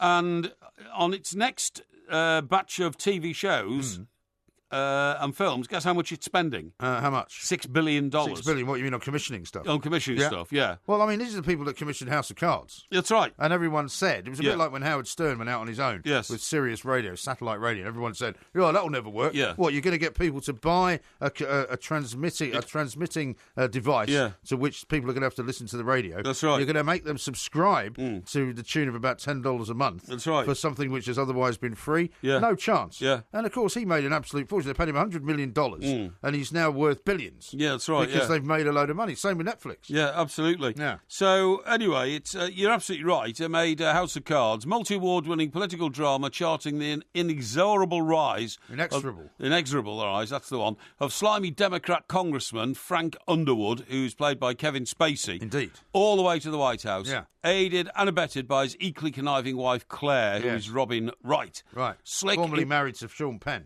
Was she? Yeah. Oh, right, okay. Slick, engrossing, and profoundly cynical. Yeah. And season 5 starts on May the 30th. I was going to say, coming up. Is it May the 30th? May 30th, yeah. That's good, that. So the end of this month. Yeah. Now, there are others which I haven't really heard of, but you may have done. Yes. Anne with an E. Pardon? Anne with an E. Anne with an E, no, I don't know that one. Based on the beloved children's novel Anne of Green Gables. Well, that I've heard of. We've heard of, yeah. This adaptation revolves around fiery, imaginative teen orphan, but that doesn't start until May. Okay. Right, so here's one. Don't know that one. Right, Marvel's The Defenders. Well, that'll be some kind of superhero Marvel type thing, Heroes. Right? Yeah. I haven't seen that one either. Right, War Machine. No. These are all coming up, you see. Okay, so well, that's why I haven't seen them. Yeah, but I mean, House of Cards, we've seen already. Yes. Right, The Keepers. Who killed Sister Kathy? That's what a about burning Breaking question. Bad? That was on Netflix, wasn't it? Let's have a look here. Mindhunter. Mindhunter? Set in 1979. Hey? FBI agents, yeah. No, all these are what's coming up. But anyway, it says here, that the only thing that gets into North Korea to Pyongyang is Netflix. Yes, he likes Netflix, doesn't he? Yeah, apparently, yeah. What started out 20 years ago... Black.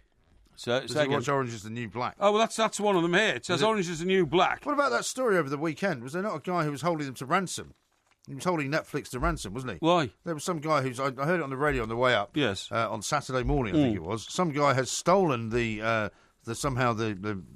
latest sort of series of Orange is the New Black. Oh, really? And he's threatening Netflix that if they don't pay him a load of money, he'll put it out. He's going to put it out, live stream it to loads of people. Good God. So they won't be able to make any money. Well, that says, have you seen this at Orange is Black, then? I have seen it. Right, Orange is Black, yeah. Emmy-winning comedy drama following a well-to-do New York public relations exec who ends up in a minimum security women's prison when an old crime catches up with her.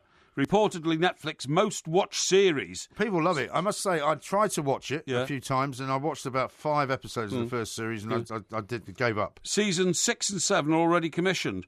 So orange that they're talking about is the new black. Orange is the new black. Is the colour of the prison uniform Chester wear. That's right, exactly right. After being a high-flying executive wearing black dresses. Yes. Yeah. Well, I think the point is that she's the most unlikely person to be in a women's prison. Yeah. Because almost everybody else is either a prostitute or a drug dealer. So it doesn't work for you? A petty criminal. Well, I mean, I just thought it was a bit too ridiculous. Right, to be honest. okay. I mean, loads of people do like it, okay. and it's incredibly successful. Yes. You know? So it says here, because the next big one coming up is Queen Elizabeth II, The Crown. Okay, it's another big one. It says, what started out 20 years ago as a movie rental business has now expanded beyond all recognition into an online service that will spend $6 billion in 2017 on more than 1,000 hours of original television. It's only 5 years since the company commissioned Lilyhammer, its first original drama series, on a budget of just $4 million. Okay. Last year, The Crown cost $100 million to make. Yes. No wonder Hollywood is looking nervously over its shoulder at the sort of costs involved in this business. Now, that I haven't seen, but people say it's quite good. Yeah. But the thing is now, apparently in Hollywood, they now say, the next time we talk to Sandra about this, I'm sure he'll confirm it, that all of the big money now and all the creative writers and all of the actors want to be in TV. Yes. Because that's where the kind of interesting stuff is. Well, the movie business is not doing it anymore. Well, I mean, over the recent years, we've seen this drift of very big-name box office stars of the silver screen moving into television series, haven't we? Yeah. Because, as you quite rightly say, that's where it is. Guess how it started? Chief Executive Reed Hastings came up with the idea for Netflix in 1997 after being charged $40 as a late return fine for a rental video of Apollo 13. Blimey. Because remember the days when you used to have to go to a video shop to rent a video? Yes. Do you remember those hours and hours you would spend going up and down looking at all these hopeless, useless videos you didn't really want to rent? That's right, yeah. Looking for one that you actually did. Yes, that's right, yeah. It says here, since 2012, when Netflix introduced the autoplay button, which takes you straight onto the next episode when one is finished, viewers have struggled to resist. And the only thing now that gets in the way of 24-hour-a-day Netflix viewing is the need for human beings to sleep. Yes. Apparently. Yeah, well, you can get stuck into a loop. I mean, you've given me the box set of The West Wing, which I'm still getting through. I'm on, like, Series 6. Yes. But there are moments when you think, I can't really watch another one of these, or else I'm going to start going mad. You know. Now, how much does Netflix cost in this country? I think, there's various memberships. I think the cheapest one is about $4.99 a month. Is that all? It's nothing. My God. Yeah. So hang on. If they've got 100 million subscribers worldwide, and they're paying an average of $10, something like that, that's $1 billion a year. That is $1 billion a year. But if they're spending $6 billion on making programs, I don't know where the finances come from. Do they carry advertising? Well, hang on. It's $1 billion a month, isn't it? $1 billion. $1 billion a month. Yeah. That would be $12 billion. That would be $12 billion. That means they've still got $6 billion left over. Yeah. But do they run advertising? Are you sure you've run any businesses in your life? Oh, yes, don't worry. I've been very successful. But I have to say, it's... So it says, if you're still a viewer of quaint old traditional television, consider this when tuning into the final episode of Line of Duty, which you did. A drama series, laughably short at just 6 parts, which Netflix wouldn't even consider. Right. Apparently, it's got to be 12 Well, the other minimum. thing about Netflix, right, is that they've got things like The Thick of It. So if you don't fancy watching a movie, you can watch the whole series of that. Yeah. They've got 40 Towers on there. Yes. They've got old episodes of Only Fools and Horses. Yes. They've got an awful lot of stuff on there, which is not just movies. Yeah. And not just their own original programme. Well, it also says that they've changed viewing habits for everybody because it'll soon be a ridiculous concept that you have to wait wait 7 days for the second episode of a series you just put on? Yeah, well, why not just sit down for one afternoon and watch it all the way through? Well, that's exactly right. I mean, when House of Cards first came out, that was the first revelation of Netflix, that you could actually watch all of them. Yes. You didn't have to wait till next week. That's right. You just watch the whole thing. Amazing, isn't it? It is amazing. It is amazing. Yes. And you should get it. You must get it. Yes. I can't believe you've lived this long without having it. Well, it's something I'm going to investigate seriously and think thoroughly. you should. But you need a smart TV. Yeah, well, that's what I'm going to do. I'm going to have to get that yourself sorted. a smart TV, and they'll fix it up for you, and you'll put Netflix on it, and you all will be well. Get a new Skybox, get Netflix, and I'll be away. Exactly. Yeah. See you later. But not with the fairies.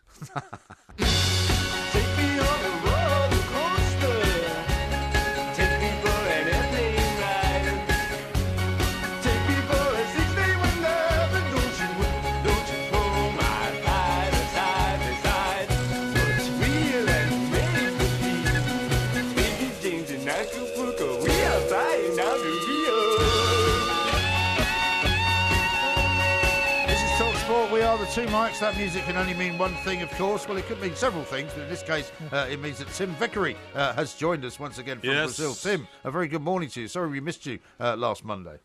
No problem. It does mean one thing, that Brian Ferry gets a little bit richer, which I'm not sure that I'm in favour of, but there you go. Much to my chagrin, actually, at the weekend, I was pottering about in the house, and I came in from the outside in the garden, only to find that somebody had put the Roxy Music sort of playlist on. Mm-hmm. So not only was I wasn't listening to this song, but I mean loads of other Roxy Music stuff. Some of which was all right. Do you know why you guys have got things against Roxy Music? They were one of the most stylish bands in the world in the sort of 70s, 80s. Once you've heard about 5 songs by Roxy Music, you're ready to throw yourself off, balcony. There's that great line, isn't there, about I took my place in the singles bar, and you can imagine walking in there in a tuxedo, and being very cool like Brian Ferry. And just have all these chicks admiring you all night, you know what I mean? Well, I guess now we know who the target audience was, Tim. Mm-hmm. Yeah. I didn't really see Mike Parry as a kind of love is the drug type man. No. Oh, really? Yeah, you'd be surprised, mate. You'd be very surprised. Well, we'd all be very surprised. But anyway, let's talk about the Champions League, first of all, because it's back, of course, this week. And without, I suppose, the three-pronged South American attack of Messi, Neymar and Suarez, it's not quite as exciting for you guys there, is it? It isn't. Audience figures drop off. Remember, it's in the afternoon here anyway. 3:45 kickoffs, 1:45 in the north of the continent. Right. So it's a difficult time to get a mass audience. But especially if Barcelona were still in it, you get lots of people either skiving off work or watching kind of surreptitiously on a laptop, at work with the spreadsheet ready to appear if the boss walks by, that kind of thing. Yeah. So there's no doubt about it. The audience does suffer, especially with Barcelona getting knocked out. That's right. Because Barcelona cover 3 bases. It's the traditional big 3. You get your Messi from Argentina, you get your Suarez from Uruguay, you get your Neymar from Brazil. You got all 3 covered there. That's absolutely right. Now, Tim, I don't know if you ever heard anything about this, but I spoke to somebody last week, about the whole European scene, and they said they particularly didn't like Lionel Messi, Neymar and Suarez because they operated as a team within a team at Barcelona, and because of the South American connection, they even sometimes travelled on separate planes to the rest of the squad and separate cars and all this, and they eat in separate restaurants and all this kind of stuff, and regarded themselves as the real part of the team, so to speak. If that's true, then that's poor, isn't it? If it is, but I don't know if it is. I mean, that came to me as rumour, But I wouldn't. In the circles you mix, you may have heard more about it, particularly at international level. Well, they clearly get on well and enjoy playing together. Whether this is one for the long term, you really don't know, because there's always been the potential for tension between Messi and Neymar on the grounds that at one point Neymar wants to be considered for the Best Player in the World award. Yeah. Which means stepping out of Messi's shadow. Yes. And this is the thing that Man United have been banking on. United have been trying to keep a channel of communication open with Neymar for some time on these very grounds, that there will be a moment, they hope, where it's no longer interesting for Neymar to play with Messi. For the time being, up to now, it hasn't been a problem. In the same way that when Messi broke into the Barcelona side over a decade ago, Ronaldinho was the experienced pro who helped him along. Messi's performed a similar role with Neymar, but there will come a time when, a little bit like the adolescent kid wanting to leave home, there will come a time when that relationship has the potential to be stressful, but I don't think we've reached it yet. Yeah, because you'd imagine Neymar would be the star player almost anywhere else, wherever he goes. If he went to PSG, if he came to the Premier League, even if he went to Bayern Munich, he would be the star, wouldn't he? Indeed, yeah, but wherever he goes is a very limited amount of clubs, isn't it? Because there's almost no one who could. And you've more or less mentioned all the options there, and even Bayern Munich, I think is difficult to see them shelling out that much. So you're talking really, I think, about Paris Saint-Germain or the Premier League. Yes. In which case, United, because they've tried to keep this channel open for a while. And I remember seeing Neymar at Old Trafford during the London Olympics, when Brazil played there.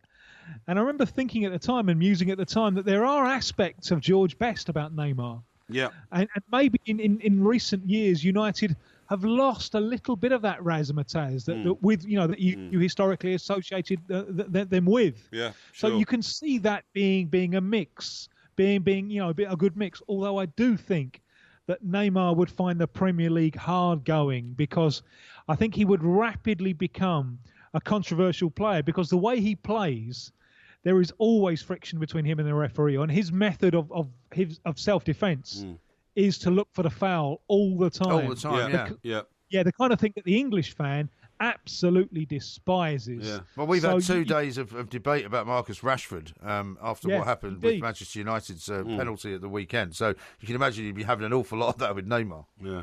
Yeah, so, the pressure would really be on, because it would be that unrelenting week after week after week about him. And I think it's difficult for him to play in any other way. It's the way he's grown up playing. He's not really a street footballer in the way that Brazil used to produce them. He's been more hot-housed. He's a kind of futsal type player where the presence of a referee, it's always been there, and it's fundamental to the way that he plays. So I think, and he would find himself facing the same kind of debate that Marcus Rashford has been facing all season long, and I think that might well be quite psychologically draining. Yeah, might be difficult for him. Now, let's talk about Copa America 2019. It's in Brazil. Is there a plan afoot to invite some people from this part of the world? There is, yes. There's only 10 countries in South America. The heads of the 10 families met last week in a congress in Santiago. And they wanted, what they've done over the last 20 years is invited 2 countries in from elsewhere, usually from North America or Central America, although one year, bizarrely enough, it was Japan. But the idea is in 2019 to put it up to 16 countries and invite some of the Europeans, especially Europeans that have a connection with South America, which would be Spain, and Portugal. Probably Italy, because there are so many Italian immigrants to South America, especially Argentina, but also to Brazil, maybe Germany as well. So that would give the tournament real profile, but you can clearly see a problem there from the point of view of the European clubs, because remember, World Cup 2018, European Cup of Nations 2020, would the European clubs really want to release their players for high-level international tournaments 3 summers running? I think they're liable to put up some resistance to that. Well, not only that, it's not just a question of playing tournaments, but the big money to be made now out of the season is taking your team to South East Asia and making literally, tens of millions of quid for playing 3 games. So the answer to that is no. It's going to be harder and harder, Tim, as the world goes on, because we're very soon going to have the first £1 million a week footballer, no doubt about that. And it's going to be harder and harder. And that might be in China. It might be in China. You're absolutely right. It might be. In fact, if the deal had gone through for Conte at 650 grand after tax, that's the equivalent in this country to £1 million a week. Now, when you've got a player who's being paid £1 million a week, you're going to be very reluctant as a club to release them to international duty, even if it's only because you can't afford the insurance policy.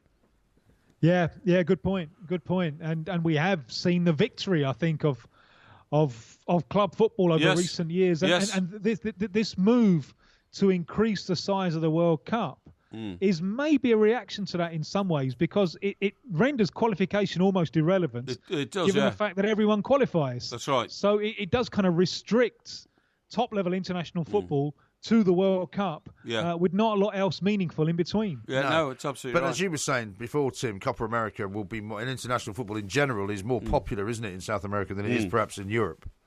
Well, I think it means more, you know, because the national teams here still mean more. They're very, very important symbols of the nation. As one great Uruguayan coach said, you know, other nations have their history. Uruguay has its football. Yeah. And there's also the point that with the Copa America and with World Cup qualification, that's the only time that we get to watch our best players. Sure. Because they all come back. You know, apart from that, you lot get them week in, week out.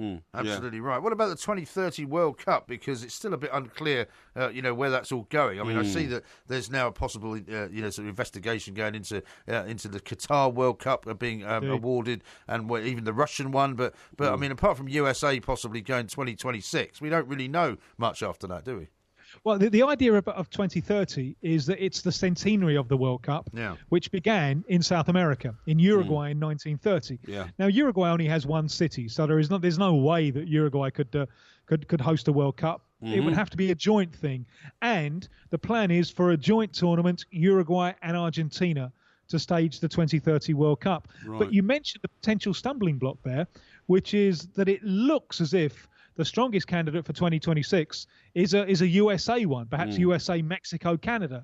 Now, that would be 2 consecutive World Cups in the Americas. Yes. You know, 2026 in the USA and Mexico, 2030 in Argentina and Uruguay. Now, I know they're a long way apart, but so they're on the 2 same continent. World Cups in the Americas, how will the Europeans feel about that? So that also could be problematic. Yeah. Now, I always ask you this before we let you go, and very quickly, if you can, Tim. Any word on Sanchez from your part of the world?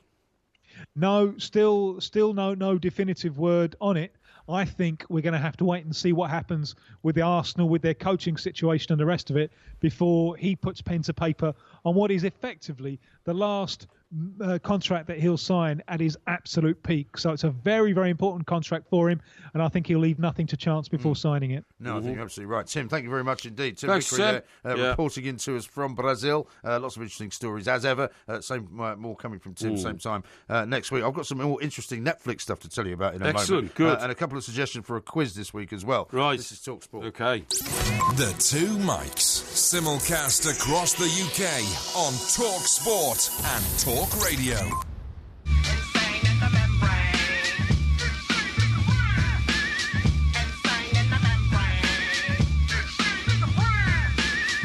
This is TalkSport. We are the Two Mics, and just as we were talking about Netflix, funnily enough, we've got a lot of tweets and things in. Phil says this: by far the top 3 best series to watch on Netflix, in my opinion, are Breaking Bad, Homeland, and House of Cards. Get with it, Porky. Well, I can recommend all 3 of those, definitely. Yes. And Gio Hara says, get Porky Netflix. MG should get Porky Netflix subscription for his birthday or Christmas. Be his best mate. Well, I would love to do that, but it's not always that simple, because not always you that need simple. to pay for it. Otherwise, you know, the subscription thing isn't tied up. But more importantly, one of the papers this morning says that Line of Duty, your favourite show, is going to get an American makeover after it's impressed Hollywood executives. And apparently it has picked up a cult following on the US subscription service Hulu, which is a different and a completely separate thing from Netflix. Yes. But apparently Amazon and Netflix are both interested in making an American version of the show. Well, you know, we've just described about Girl on a Train, how that was taken as an English book and made into an American series, and it has transformed across the Atlantic very successfully, apparently. So I'm sure you can do it again. And do you know that 7.7 million fans watched the series finale of Series 4 on BBC One on Sunday night, and already they boosted the ratings for the Antiques Roadshow. Oh, really? Because they started watching, you know, the BBC channel I see, half an hour early. Yeah, right, I see, right, good. And further on top of that, we've got Gio Hara saying next week's Porky quiz should be Girl on a Train. I predict 1 out of 10. 1 out of 10? Yeah. Well, you see, I haven't seen it, so I wouldn't do it. I tell you really what we can do. On that, can we? I tell you what we can do, because you know, I like to get the quiz sorted out early in the week so that I can spend plenty of time with my research into my subject. Oh yeah. And the one that caught my eye this week is, in fact, this is the week that one of the great British figures of the past, the Duke of Wellington, who of course defeated Napoleon at the Battle of Waterloo, was born. Not Trafalgar.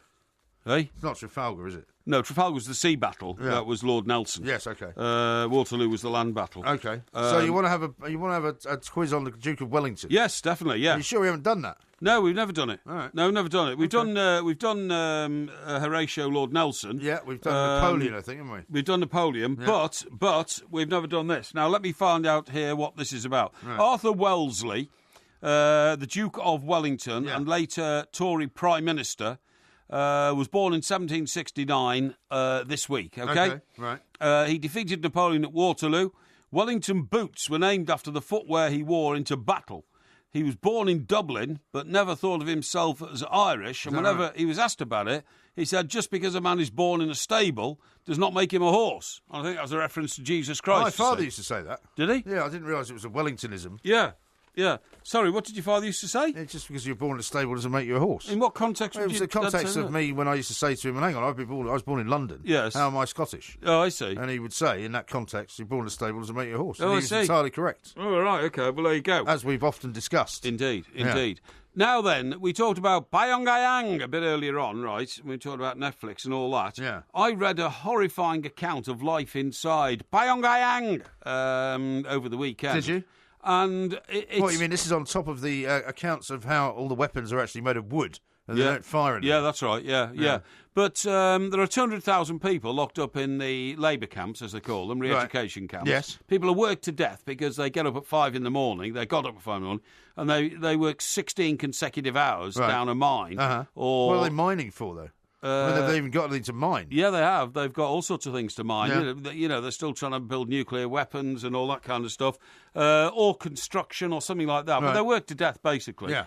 And most people who are in these camps are innocent of anything because they've never actually committed a crime.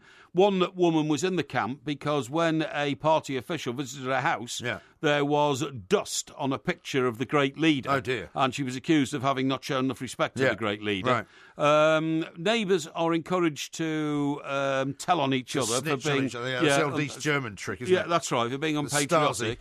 That extends to the labour camps themselves, where you get better rations if you can expose somebody in the next bunk as being somebody in it, a spy. You're getting on well in that kind of situation. Oh, it's just horrendous. It is horrible. I mean, the punishments are horrible. If you escape, you know, you're brought back and flogged to death and left hanging and all this kind of stuff. But perhaps the worst one is that if you escape from one of the camps, they then go and wipe out your family. Right. You know, and put them all in another camp and starve them to death. But the very worst one, which is almost barely credible, is that in this country and in America, you can be sentenced to life without remission. Yeah. What they do in North Korea to really punish you is they sentence you to life without remission in the labour camp, but your family goes with you, and then your children are sentenced to life without remission after you've died. Dear God. That's awful, isn't it? It's just unbelievable. Yeah. They actually sentence people down through generations. So, you know, what's the old expression that you can't blame somebody sins for of the father. The sins of the father. Well, this is why when you see the parades that go on and you see the people kind of, you know, apparently in a state of mild hysteria, sort of laughing uproariously and cheering. I mean, they are made to do that because if they don't do that, the punishments are just too horrendous to even contemplate. They are too horrendous. One labour camp, believe it or not, is 25 miles long and 3 miles wide. Yeah. That's a labour camp. Yeah.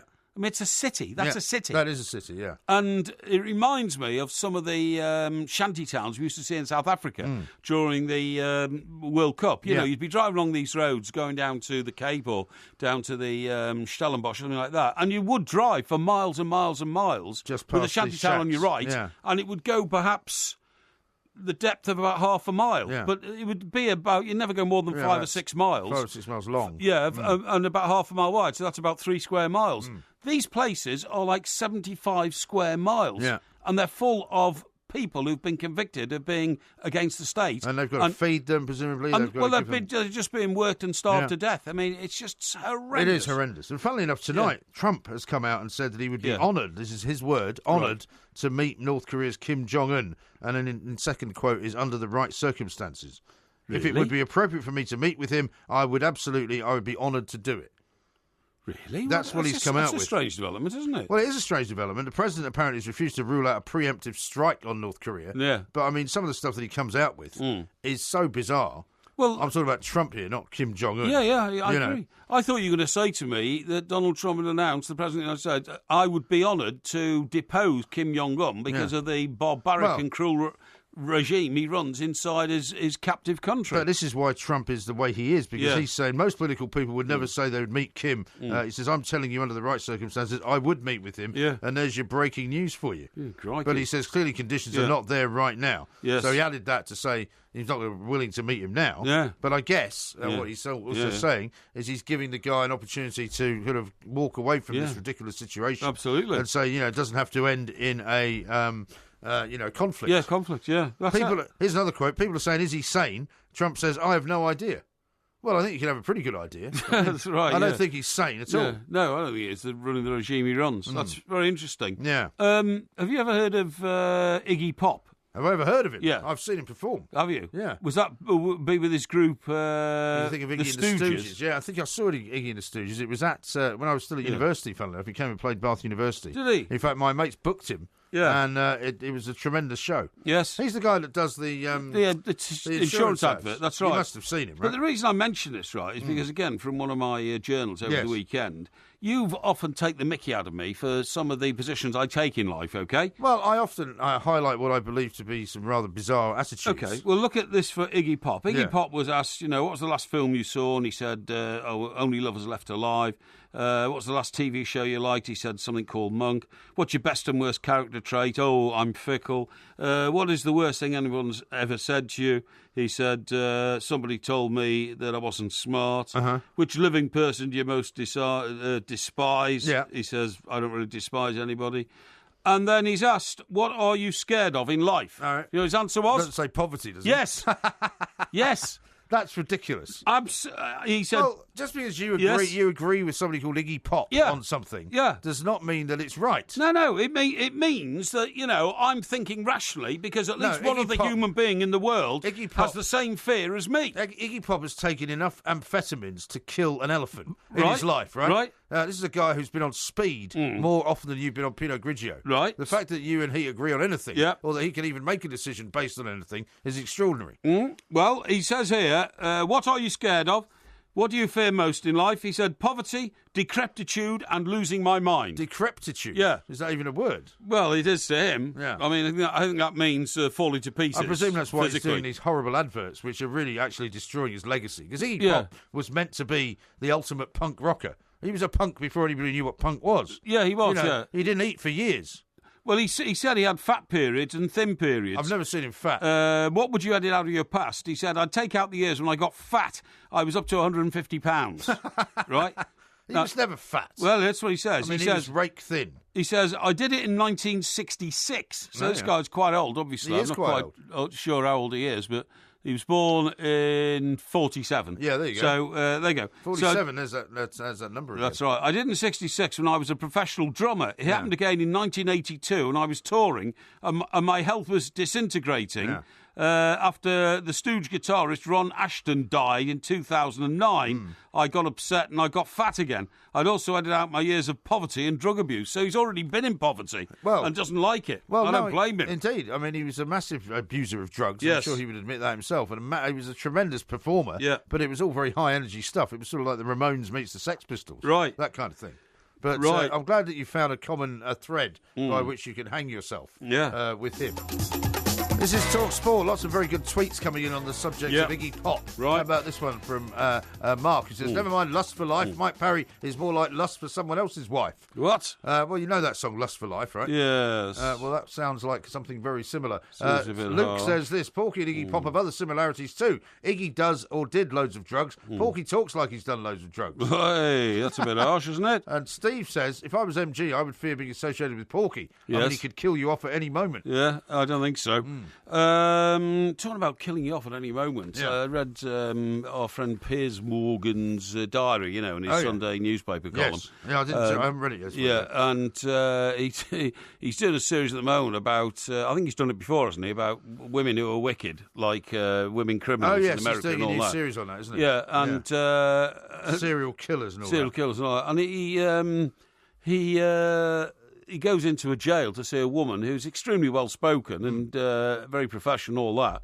and she had an affair with a chap who had a girlfriend. Right. So she murdered the other girlfriend to make sure that she wouldn't have any opposition. Yeah. And then planned to murder his ex-wife as well, and that plot was uncovered, Was this in America? It was in America, obviously, yeah. And as Piers pointed out, he's sitting in the room with this woman, reading a report on her from the prison psychiatrist who said she's the most lethal homicidal maniac I've ever come across. And did she kill them herself? Killed them herself, yeah. She's just a born killer. Wow. She had no qualms whatsoever about taking somebody else's life, you know what I mean? Right. And literally, he said, as a psychopath, she has no peer, this woman, Incredible. And did he say that she was quite sort of on the face of it normal? Yeah, absolutely. Yeah, absolutely. Yeah, yeah. It'd be a fascinating interview, and we see it on TV. Yeah. Now, I've made an amazing discovery. Yes. I know where the mad craze for vegetarianism has come from. The mad craze? Yeah, yeah. Well, it's not so much a mad craze as a lifestyle choice, surely. Well, do you know where it started? Where? It started in 1950 when some people, nefarious people, and there was still rationing going on in 1950. We still hadn't built up our food stocks after the Second World War. Okay. And the government suddenly discovered that there were 50,000 new vegetarians in this country, many of whom had never been vegetarians before, and a lot of the government departments didn't even know what a vegetarian was. Yes. But the thing was... I knew, when I was growing up, Yeah. there were people who were vegetarians that I knew. Really? Yeah. Well, what happened was somebody found a little-known law in the ration book, OK? Yeah. Which said that if you were a vegetarian, you got extra cheese and margarine rations to provide for your special needs. I see. Now, somebody then formed the Vegetarian Society. Right. And when they all found this, this loophole in the rationing, they all joined up.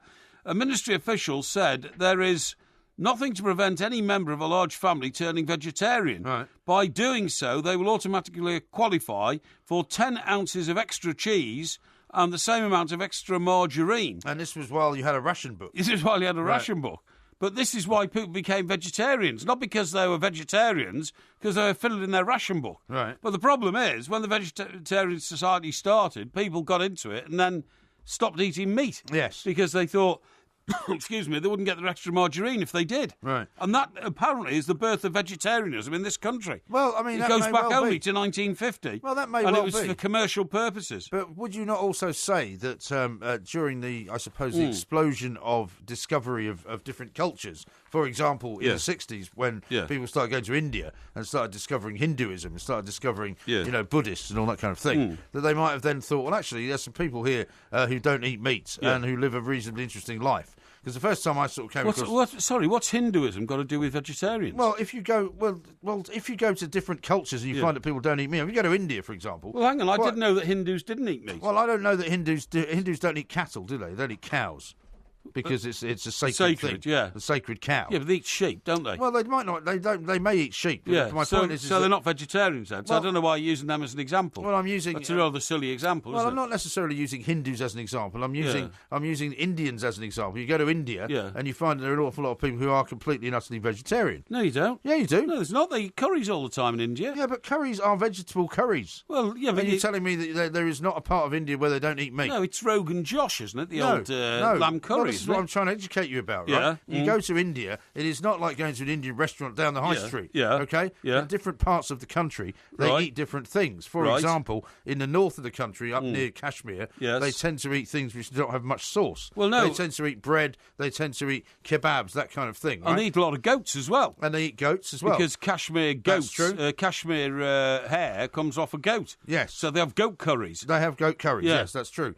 But when you get down goat curries in Indian restaurants in this country? In some, you can get goats. Yeah, it depends. Mutton, quite often, they give you as well. Yeah. You ever tasted goat? I have. There's a place in Borough Market, actually. There's a gourmet goat, it's called. Gourmet where you can get, like, goats. Revolting. It's not revolting. Why would you think it would be any more revolting than a sheep? I wouldn't eat a goat. Why wouldn't you eat a goat? Well, because goats are filthy animals that eat all sorts of rubbish because they're like human vacuum cleaners. Goats are what? They're filthy animals. They eat tins and all sorts of things. Tins? Yeah, they do. Yeah, they do. They eat anything. Where do you get that from?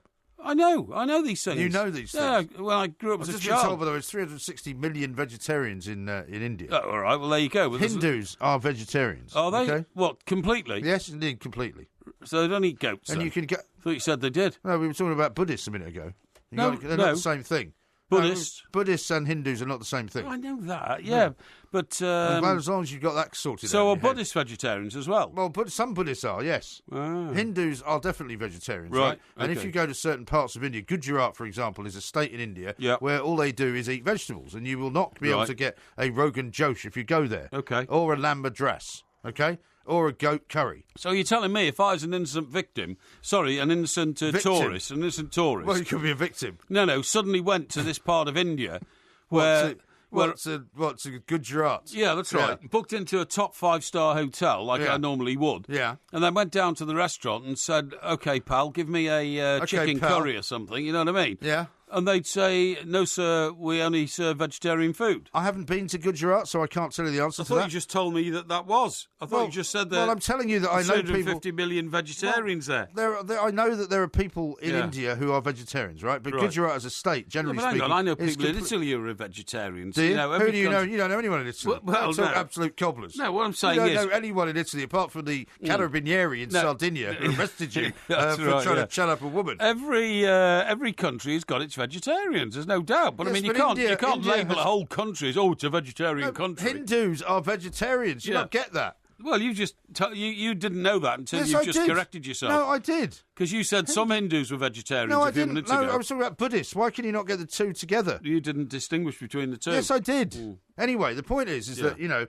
people have discovered that you can live as a vegetarian, and you don't have to just get extra rations of margarine and cheese. Yeah, well, you that's can what happened actually in this eat country. very, very nice, flavoursome vegetarian food, which is cooked in India. Yeah, but isn't the main ingredient of a vegetable curry lentils? No. And they're tasteless, aren't they? No, lentils are not tasteless. In fact, funny enough, I made lentil soup earlier today. Did you really? Yeah. And it was excellent. Yeah, was it? It was not tasteless. Did you have it with crusty bread? I did actually. That's what I like. Yeah. Okay. You can also make a vegetable curry out of any vegetable you like. You can make it out of cauliflower. Yeah. You can make it out of chickpeas. Yeah, I suppose you can. And then just add a bit of curry powder. Just put it in. Well, you could do that too, but I mean, my point is you don't have to be limited about that. I cooked spag bol today, actually. Did you? And there's enough left over for tomorrow as well. Oh, great. So that's rather a So bonus. you can eat the same thing 2 days in a row? Yes, that's right, yeah. Marvellous. Yes, well, what's wrong with that? Nothing. Now, what's wrong with it? Yeah, it's nothing a bit wrong with tedious, isn't it? Why don't you just make enough so you can have the same thing every single day? Well, 5 days in a row. Well, because I just do it and it comes out and it's great. Yes, no problem at all. By the way, have you seen the name that's been given to Cheryl's child, Cheryl and Liam? It's some ridiculous name, Bear. isn't it? What is it? Bear. Well, since you're smarter than the average bear, I thought you'd approve. B-E-A-R, Bear. Well, I thought you'd approve. Not really. Smarter than the average bear. Not really. I think to land children with sort of... Mind you, I suppose the child will grow up in exalted circles. What I couldn't believe is that we're talking here about Cheryl, formerly Cheryl Cole, aren't we? And I saw a piece last week that she's flogging a £5 million house. Yes. I saw that. In somewhere like Sussex or somewhere, or somewhere in the home counties. Isn't it Hertfordshire? Hertfordshire, you could be right, somewhere in the home counties.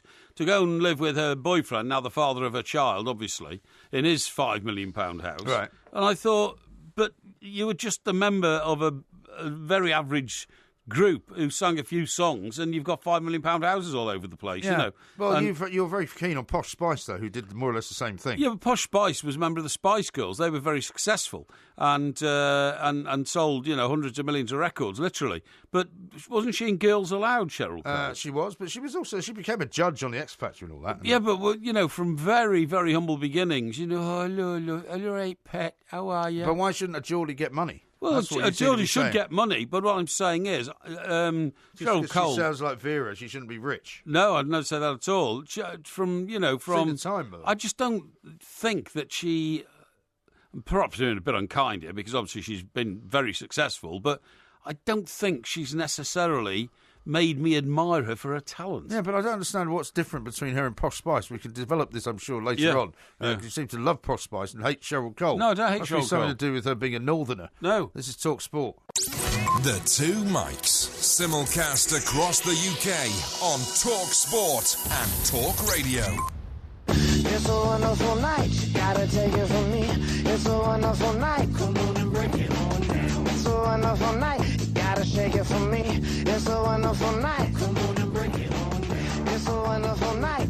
Everybody can see. This is TalkSport. We are the two mics. Coming up, it's going to be Heroes and Villains very, very shortly. Porky Vision, of course, coming up on Wednesday night. There's already been a warning issued that if you haven't seen the final episode on Sunday night of Call of Duty, Line of Duty, I should say, then you better watch it, because otherwise you're not going to reveal what happened. That's absolutely right. Yeah, I suppose that most people who would have been watching that kind of thing will have seen it, won't they? Well, no, because some people just can't. You know, some people's lives are so busy. Unless you're on holiday, to be honest. If you're waiting for the final, sort of denouement of a TV show, you have to see it. I mean, I watched the final episode of Homeland live when it went out. Yes. Because I wanted to see it. Yes. You tend to watch the last Broadchurch when it goes out because you want to see it. Yeah. I'll tell you a story I found very bizarre over the weekend that I found. And it was an old story actually going all the way back to the beginning of the last century, the 20th century. Yes. That people were still living in caves in Scotland, in a place called Wick, which is an island sort of off the Hebridean coast. Yes. That people were still living in caves. Isn't that amazing? No, you're not talking about the 20th century, you're talking about the 19th. I'm talking about, the 19th. But we're still talking about people living during a time when people were not meant to be living in caves. Yeah. They were living the lives of cave people. Why? Because that was what they were doing. Because they were kind of, So these people are like about 2 centuries behind everybody else, or maybe 5 centuries behind everybody else. But they didn't have houses, they lived in caves, they were sort of barely clothed, they hunted for food. Where do you get all this information from? I read this piece, there's a thing that I put together, if you see it, called the Daily Sense. Oh, yes. Which I put out. I've seen that. I've always wondered what the point of that is. Well, what it is people quite enjoy reading it, because what it is a combination of various things that I've either read during the course of the day, or things that have come across my sort of Twitter feed, basically, from various different things that I subscribe to. And this was a piece out of one of the papers in America, funnily enough, about this sort of study that's been done, which has revealed that there were these families who, up until relatively recently, in terms of our historical timeline, lived the life of cave people. That's incredible. It is incredible. I may have to look into it more and get an expert on the show about it. There must be some images of them, if it was like late 19th century. You're talking about 1890, 1895? Well, we're talking... There are pictures around We're talking then. later than that. We're talking like, beginning of sort of, the last century. We're talking about beginning of the 20th century, I guess. What, 1912, that kind of thing, around then. Well, there must be pictures of them. I find that quite remarkable. There were some very sort of black and white grainy images. Yeah, absolutely. But astonishing. Talking about living conditions and all that, by the way. Yeah. I saw from one of my journals, there's a huge increase in the number of people in their 50s who have never got married. Really? Now, obviously, I'm among that number, right? Well, you used to be, didn't you? What do you mean? Well, you were in your 50s, you were. I'm going to ignore that ridiculous jibe. And you've already admitted how old you are before. Hang on. It says the number's doubled since 2002. Uh-huh. And... part of this is because since the 1970s there's been such a huge increase in the divorce rate. Yes. That people are now frightened of, they get frightened off from relationships and commitment, okay? So is this creating more people to live alone then? Yes. Yeah. Now, this comes from a report of the Office for National Statistics, which we tend to believe, okay? Yeah. And it shows the number of people in their 50s who had never married or entered into a civil partnership and who did not cohabit has increased from 377,000 in 2002 to double that number. So like nearly 700,000. 750,000 in 2015. Still quite a small number, though, isn't it, when you think about it? Well, yeah, but I mean, that means effectively 750,000 dwellings, because if they don't cohabit and they haven't had a relationship, they live on their own. That's an awful lot of houses, an awful lot of flats, and that kind of stuff. I suppose if you took the view that there's 70 million people more or less living here, right? Yeah. As a percentage, it's quite a small percentage. But you're right; it's a bigger percentage of housing, isn't it? Yeah, exactly. Now, surprisingly to me, it says the rise was most prominent among women. Oh yeah. The numbers in their early 50s that had never married rose by 150%. From 75,000 to more than 185,000, compared with an increase among men of 70%. Right. At the same time, the divorce rate has fallen, amazingly. Yes. Reaching its lowest level for 40 years last year. Isn't that amazing? Well, I suppose so. I'm surprised that fewer people are getting divorced, though, because you don't get that impression, do you? Well, you see, I think less people are getting married, and therefore there are less divorces. That's what I think's happening. Okay. But anyway, this is all put together by this wonderful woman, Anne Buchanan, a professor in the Department of Social Policy at the University of Oxford. Right. Nearly my former alma mater. You say that. Well, I went for an interview at Brasenose. No, so you keep telling me. Yeah, and it said that the rise in single people could be attributed to a rise in the divorce rate in the 70s that was triggered by the 1969 Divorce Reform Act. Right. The divorce rate rose from 5.9 per thousand couples in 1971 to 9.5, nearly double, in 1994. But you see... Oh, no, sorry, it was treble in 1994 at 14.2. Yeah, I mean, I was under the impression that the statistic that everybody now quotes is basically that half of all marriages now end in divorce. Yeah, apparently that's right. 50%. That's right. But you're telling me it's only about 20%. Yeah, but it depends whether you're talking about officially divorce or separation, because fewer people get married. Oh, I see what you mean. But it says here, another expert, Deborah Price, professor at Manchester University. All right. She says for the first time... She won't be as important then, will she? Sorry? She won't be as good. Yeah, it's not a bad university, Manchester, yeah. She says, for the first time, lots of children were growing up in households where their parents had divorced. Yeah. There is some suggestion from our research that those children then did not see marriage as something they wanted to achieve or get involved in. That generation of divorcing parents may have had other effects on younger generations too. It says a generation swindled today's young people. Parents should help their children financially if they could afford to do so. We made a lot of cash, but we had things like pension holidays when companies thought they hadn't. And she goes on to say that the generation of modern-day singletons have never had it so good compared to other people. Mm. Yep. Well, so they're not getting married in order to have financial security, is what you're saying? Yeah, that's right. Yeah. Would that be putting it in a nutshell? What did you say? Sorry. Oh, well, you're not listening to what I'm saying. Yeah, what did you say? Because I was concentrating on my report. I see, the one that you haven't read yet. Yeah, well, I was going to say that it seems as though what she's suggesting is that younger people are no longer marrying for financial security. Absolutely. Because they may already have it from their parents. Yes, that's right. Well, no, they may already have it from, now that they're past their 50s.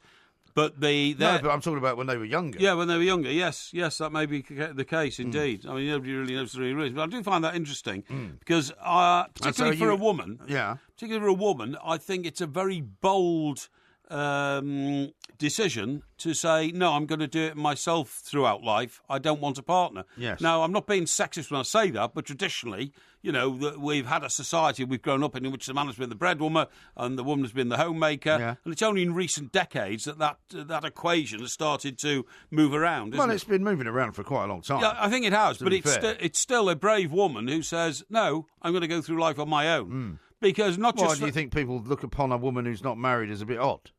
No. I mean, there are certainly plenty of people... No, I don't. No, there are plenty of people that look upon women, for example, who never have children as a bit odd. Yes, well, including the reaction to Theresa May becoming our Prime Minister and being asked, why haven't you ever had children and all that kind of stuff. I totally agree with that. Yeah. Whereas a man is never asked, oh, have you got children or not? Well, Ted Heath was not considered to be a bit odd, was he? No, well, he was. Well, he was later. Yes. But at the time, when he became Prime Minister, nobody went, well, that's a bit odd. Well, they did actually. They did say, and there was no suggestion about, any of his sexual impropriety or anything like that, or his allegations and all that. But people did say it's strange to have a single man as a prime minister. Really, I don't think they did. No, I disagree. Well, they did because most politicians, believe it or not, the first rule of starting on a political career is get a wife and children so that you become a nuclear family. Yes, that's part of the PR game. Yeah, but he got elected, though. Is my point. Yeah, he did get elected. So therefore, it couldn't have been that weird. No, I totally agree. I totally agree. But I think everybody found Ted Heath a bit weird. Here he was, the guy who just liked going out on his boat, morning cloud. He wrote me a letter once, Did he? Why? Because I wrote to him as a sort of teenager about something to do with Willy Brandt, who was the Chancellor of Germany. Oh, yes. And it was something to do with Willy Brandt sort of had this plan for the north and the south of the world. Oh, yeah. And the south was like the developing part. Yes. Because I was quite interested in that kind of stuff. And I sent him a letter asking him for something. Sorry, when was this? When you were a student? When I was a teenager. I was about 14 or 15 or something. Well, you're interested in the Southern Hemisphere, being poor? Yeah. What a weird kid you must have been. Oh, no, I wasn't weird. You were the weird kid. You were the one that was collecting Krugerrands and trying to deal. Well, deal with there your was a mates out of- purpose in that. Yeah, just to be greedy. There wasn't much purpose in writing to, what a weirdo. So at 14, you wrote to Ted Heath, Yeah. Mr. Heath, I'm very interested in poverty in the Southern Hemisphere. I think you I have asked anything him- better to do. Well, no, I think I you asked should have him, gone out and played football or something. Well, I'd already done all that. I think Yeah. I was asking him to answer. I was doing a project of some kind, and I asked him if he would answer a few of my questions, which he then did. And he sent me a very nice letter on Downing Street notepaper. Oh, yes. He was Prime Minister at the time? Yeah. Thanking me for my interest and all that. Where's the letter? I think I've got it somewhere. Well, you've got to produce it. Well, this I've is got a it somewhere. historical document. Yeah, I've got it somewhere. I think it's probably in my mother's house, where most of my stuff is. But I was very sort of impressed by him because he did that. I wasn't impressed by him. I met Ted Heath, and there's a picture of me and him at Ellesmere Port Conservative Club. Oh yeah. Yes. What were you doing there? Well, he was on the campaign trail, Yeah. and I was the chief reporter of the Chester Chronicle, so I was dispatched Well, to you go and must have cover that the Prime picture. Minister. Yeah, I have got the picture. Well, you should bring that one in. Well, I might. I You might. Well, look, you've got a record of not producing No, anything no, that you were no, supposed no, to no. ever produce. No. It took you about 3 years to bring in the fake Joan Collins page one, where so- you said it was a picture of you and her together. Yeah, there When in was. fact it was stunted up for a going It away wasn't. party. It wasn't. She was there. It was Sir Nicholas Lloyd's Well, retirement everybody saw party it. at the Everybody Daily saw it. Express, and there were plenty of witnesses. Everybody saw that it was a stunted up It wasn't page a stunted one. picture. It was a stunted up page page one. I agree, but it wasn't a stunted picture. I can tell you that for sure. Is that right? Yeah. No, Sir Edward Heath. I found him very offhand and brusque and No, he didn't like you. arrogant. Well, I asked him a question. Yeah. He said, I can't give you the answer to that. And I said, why not, Mr. Prime Minister? Because I don't want to. well, there Now you are. get away. You see, you just don't have any class Yeah. or charm. That's Yeah. why people don't like talking to you. This is Talk Sport.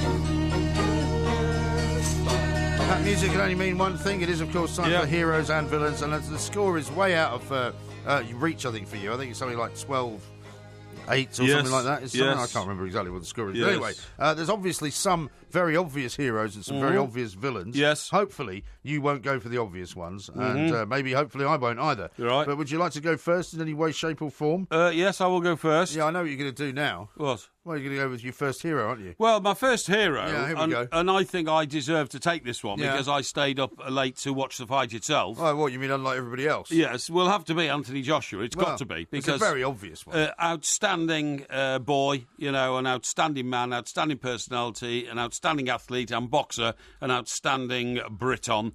Got to be my obvious hero. Yes, of course, it's very obvious. But how could you have a heroes and villains competition? It would be odd not after to the have him. weekend without having him in. And as I say, I'm claiming ownership between you and I only because I did actually subscribe to watch the fight. So on that basis, I've nabbed you him. don't get any extra points for that. Well, in that case, I'm going to go the other way and say Vladimir Klitschko also deserves to be honoured because he was part of what was a magnificent fight that everybody's now saying is one Sorry, of the is he your first hero? Here's my first hero. Oh, right, I I'm see. saying that, the fight was such a wonderful spectacle, watched by 90,000 people at Wembley, watched around the world by more and more and more millions of people, including Arnold Schwarzenegger, who said it was the best fight he'd ever seen. Yes. Right? Yes. So the idea that Vladimir Klitschko's down and out, everybody thought, as you said earlier, having tipped him, that actually he had won the fight before he was knocked down. Yes. And so the whole fight and the way that it was... The way that both boxers, I think, prepared themselves, the way that there was no trash talking, the way that they both treated each other with great dignity before the fight and after the fight, I think tells you that they were two very classy guys. And I don't object to putting both Joshua and for you and Klitschko for me into the same category. Right, okay. What do you make of that? Well, that's interesting. I think that's knocked you for six. No, hasn't it hasn't knocked me for six at all. It hasn't knocked me for six at all. The point is, at the end of the day, he was a loser because he didn't win the fight. But anyway, you've chosen him as your hero, so that's fine. Now then, do you want to go first with the villain? I'll go first with the villain. Okay. My villain is David Moyes, your old mate David Moyes. Right. Because, of course, Sunderland have now been well and truly relegated after what can only be described as a miserable season. He tried his best to say at the beginning of the season that basically the players should prepare for a relegation battle. Yes. From what I can understand, that the Sunderland fans are saying there was no fight left in this team. David Moyes didn't seem to know how to motivate them, how to get them fired up. Jermaine Defoe scored some very important goals, but he didn't score enough of them. They didn't have enough players, decent players, to do anything good with. And what's made him my villain is not so much that he's taken Sunderland down, because he's never done that before to any team that he's managed in the Premier League. Yes. But that he has actually said, when asked whether he's going to stay with the team, that this is not the time to say so. Right. He reckons he needs to have at least 2 or 3 weeks sort of thinking time to Yes. decide whether he's going to do them the great honour of staying with them. You know, if I was Sunderland, I'd say, well, you know what? Sling your hook, mate. I don't think you should bother hanging around. I don't think you should bother staying. Well, you've done a completely useless job managing the team. And the idea that we would want to keep you around is an absolute joke. So bugger off. Well, I think that's what I would say. I think that's a little bit harsh, but then again, it's your choice to... It is, of course. To do that, right? Yes. Okay, so my first villain is Jean-Claude Juncker, who is the EU chief, who has once again tried to insult this country and belittle this country by Very being political, this one. It's not really. It's he's at a lunch which Brexit is being discussed with our Prime Minister, Mrs. Theresa May, and lo and behold, a few days later, it's leaked out that Theresa May got nothing out of the lunch. She was humiliated.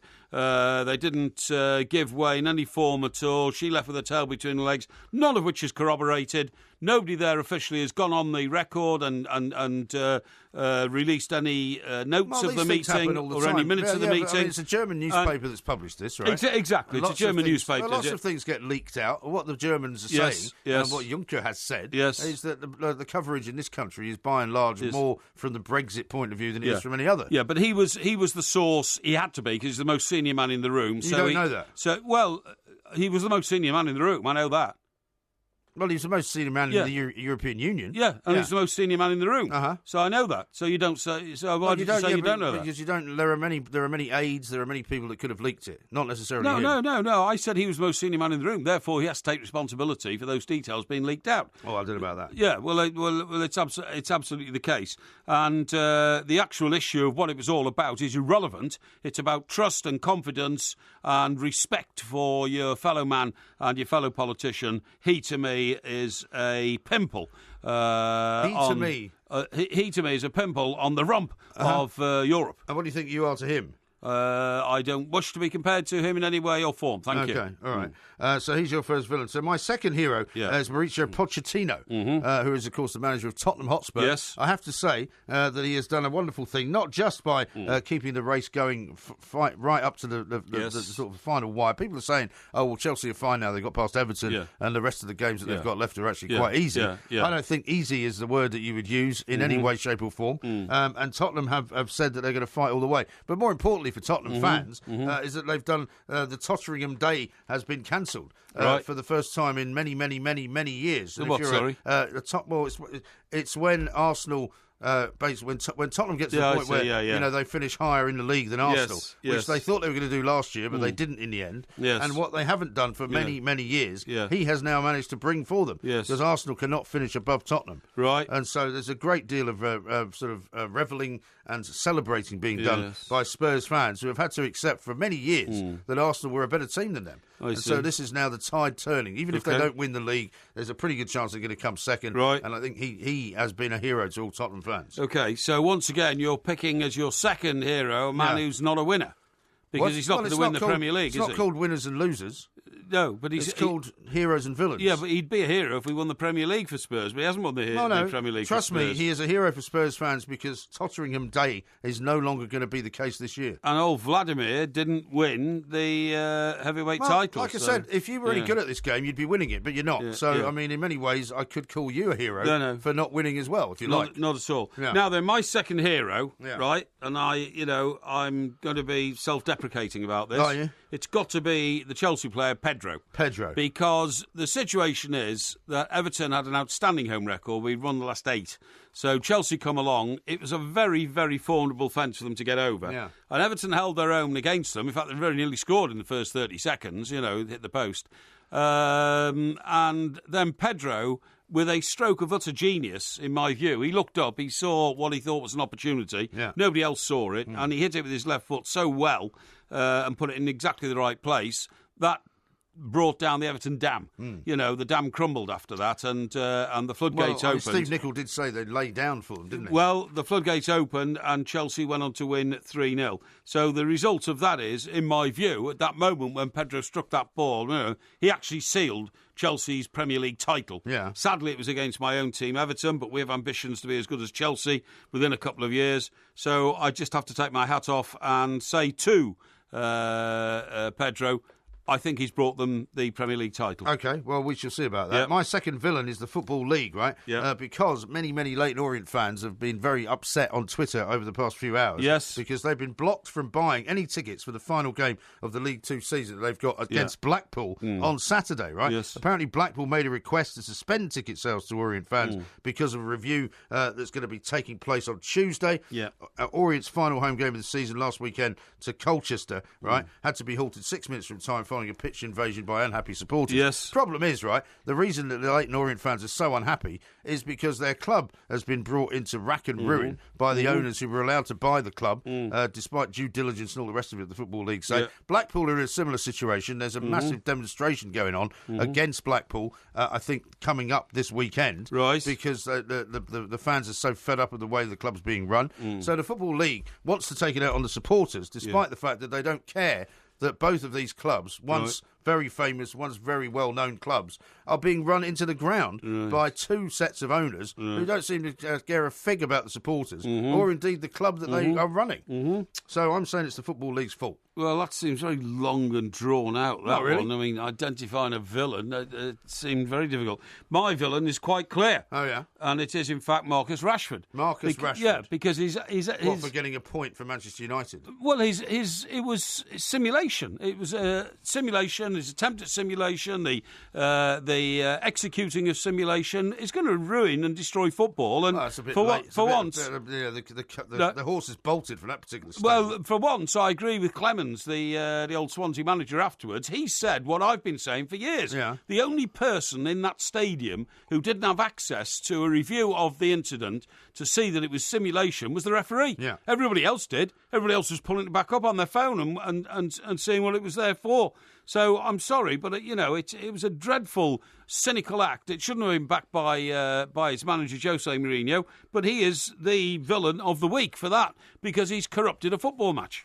Well, you say that, but I mean, every footballer in the Premier League does it from time to Well, time. I don't care. I'm standing where I am. Okay, well, you're more than welcome to stand where you are. Yes. Losing the position that you have been losing for all of the season. We will get a review Definitely not. From Mr. Levine behind the glass as to who has won. Yes. He'll be coming in with a piece of paper very, very shortly. Indeed. That was Heroes and Villains. We are the two mics. Today you and I are not the same. You say you like the sun, I like the rain.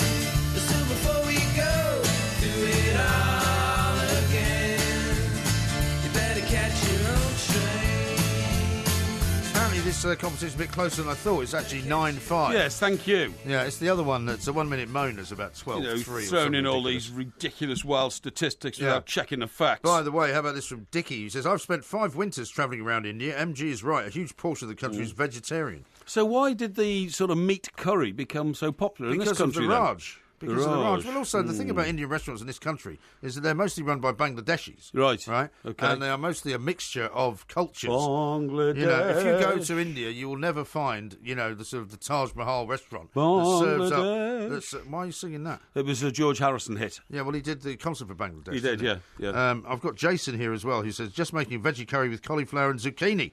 Sounds great. Sounds good, doesn't it? Except that it wouldn't be my favourite. I like chicken curry. Do you? Yep. Okay. Love well, it. that's fine. All I'm saying is if you go to India, you will not find a restaurant with a menu anything like any of the restaurant menus you get here. Okay. All right. Okay, that's good to know. Thank you. No, my pleasure. Now, Mr. Levine is here, as ever. Yes. He is the judge, of course, of Heroes and Villains. He's got a piece of paper. Yeah, I've got a piece of which he's paper handing here. to you. To you will the be able to winner, open it. And I will now open the envelope. What does it say?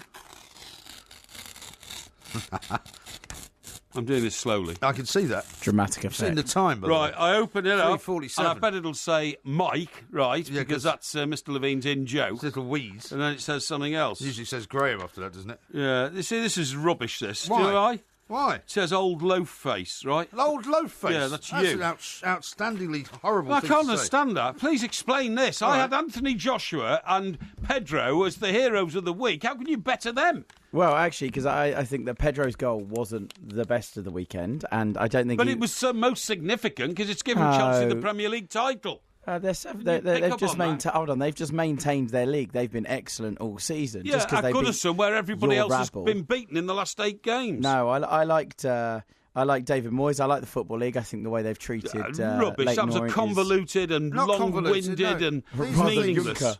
Well, why don't you just let him explain why he's giving it to me? Because it's a rubbish explanation. I think what Mauricio Pochettino has done at Spurs has been miraculous.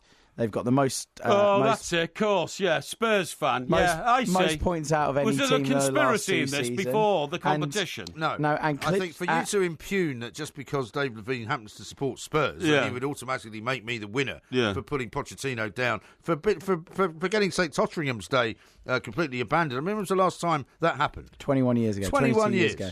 21 years. As far as Joshua Klitschko goes, I thought that whilst Joshua was magnificent, I think it took 2 of them to make such a brilliant fight. And afterwards, Klitschko came out. He's an absolute gentleman. Hero, yes. He's 41 years old. And do you know what? It's easy to be a hero when you win, but to be a hero when you lose, not so easy. And also, I think the fight itself was the winner there, because I think actually there was no animosity, there was no horrible mudslinging between the 2 of them. There was just a lot of respect. So to make one of them stitch up. The hero just because he won, I think, is doing a disservice to Klitschko. I had you level there. Very one-dimensional. Mopo beat Pedro. David Moyes beat Juncker, and the Football League beat Rashford. So MG edged it's it. A bit more, it's a bit more imagination. Thank you very much, Mr. Levine. Tony says this. Well done, Mike. Saying what everyone apart from the Moyes-loving media think. You got a silver spoon off United and blew it. So Tony thinks that's absolutely correct as well. Well, like I care. Like you do. Yeah. Right. Please release me, let me go.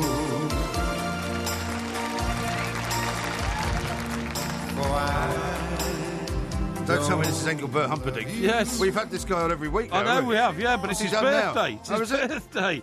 I know we've had him on for various reasons and things, but he's 85. He's had more mentions on this show than David Beckham, who's also got a birthday today. Actually, sorry, he's 81. 81. Engelbert Humperdinck, 81 today. Are you sure it's his birthday today? Yeah, that was a hit for 16 weeks in 1967. Actually, it's hard to believe that, isn't it? Because 1967 was the summer of love. Yes. And everybody was, hey man, spaced out, groovy man, peace and love man, and all that. And this guy came along, he wasn't a hippie. With big sideburns, nicked the name from some German composer. Did he nick both names, or did he sort of take one from one place and one other from somewhere else? His name was Dorsey, wasn't it? Yes. Charlie Dorsey. Charlie Dorsey or something like that, No, not Charlie. Dorsey. Something Dorsey. No, but I mean, what I'm saying is, did he take Humperdinck from one person and then No. He saw the name somewhere on a plaque somewhere, in some town in Germany or something. Said that'll do. Oh, okay. And did it that way. If you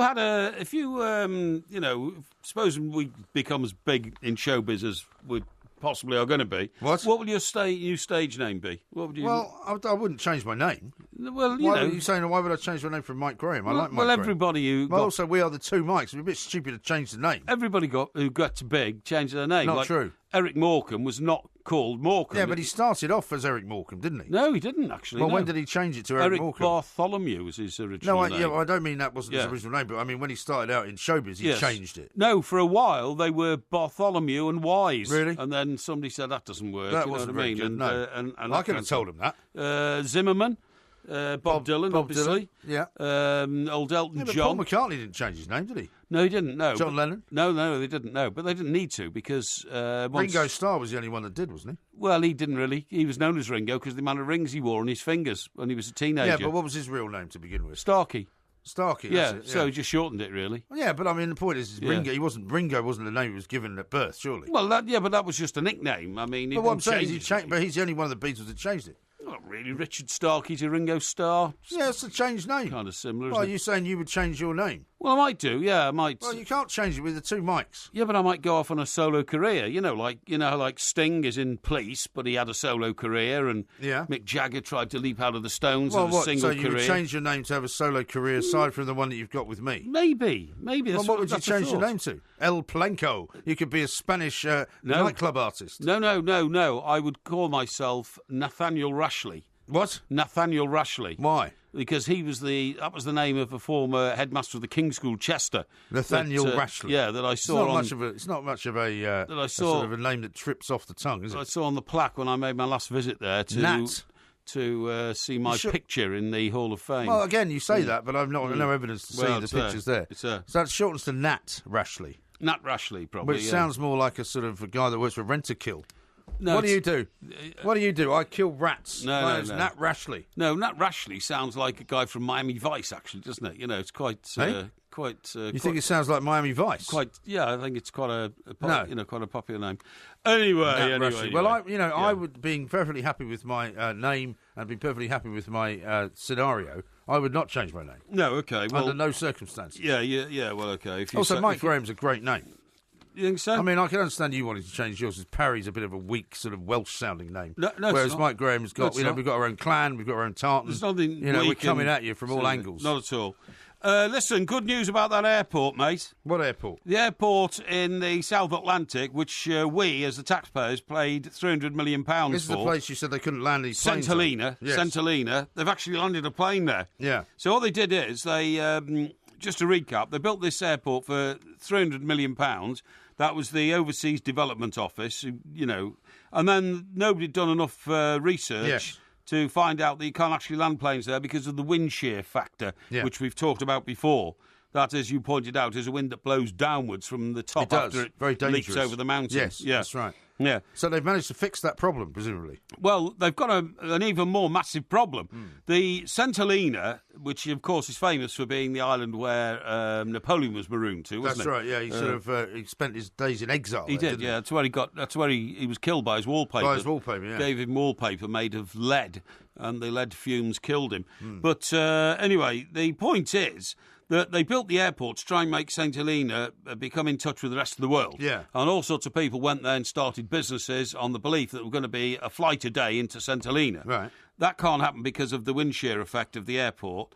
But what has made the whole thing a complete disaster is that the only other method of getting to St Helena is by boat from Cape Town, which is 2,000 miles away. The propeller on the boat has broken. Oh, dear. And there has been no boat there now for a month. Why don't they send another boat? Well, they haven't got a spare boat. Right. As a result, the island's government has had to pay for this week's charter flight, set to have about 50 people on board. So they've actually got a plane going. Hang on, do we actually own this island? We own this island. Why do we own it? Because it's a protectorate, it's a British government protectorate. Was it a protectorate when Napoleon was on it? Hey? Was it a protectorate when Napoleon was there? No, we owned it then. It's now a protectorate. We've sort of given a local council the authority to run it. But it was a British island when he was on it. Of course it was. We wouldn't put him on a French island, would we? Because he's French. I don't know. So they'd rescue him, wouldn't they? You idiot. Well, I'm just checking. Anyway. It seems to be being run very well. The ship that has long been the only way of reaching the windswept British overseas territory... excuse me. Oh, sorry, voice like that. Is out of service with a broken propeller. That's ridiculous. It's like some kind of carry-on island. It is, yeah. I mean, they can't run anything, can they? That's true. 75 frustrated people waiting to travel in Cape Town, 2,000 miles away, have just been left waiting without any answer. Are there any indigenous people on this island? Yes. Oh, St Helenans, yes. Right. What are they sort of about? Are they British citizens then? They are British citizens. Are they? They are, Do they have the right to move here? Yes, they do. So what the hell are they living there for? Well, because that's where they were brought up. And there's nothing there, though. That's their community. There's no connections to the outside world. No planes, no boats. The latest development will heap fresh embarrassment on Britain's controversial Department for International Development, which spent £285.5 million on the airport without addressing the well-known problem of strong winds over the runway. Yeah. Scathing reports said that they've failed, right? It's unquestionably failed the residents of St Helena and the British taxpayer. Now, the island's chief secretary, you don't believe what his name is, Eh? What is it? Roy Burke. Well, I suppose that's quite an old-fashioned English name, isn't it? Burke. Yeah. Roy Burke said, I appreciate this has been a frustrating time for many people, but we can now put in place the necessary arrangements to bring those people stranded in Cape Town to St Helena. I don't know why anybody in Cape Town would want to go to St Helena the first place. I think he's got this wrong. Yeah. You get stranded in St Helena. You don't get stranded in Cape Town. Cape Town is a very multifaceted sort of, international city. That's right. Which I'm sure most people would have a nice time in. Absolutely. You don't get stranded there. No. Now, a DFID spokesman, that's the Department for International Development, must have been having a laugh when he was asked to comment.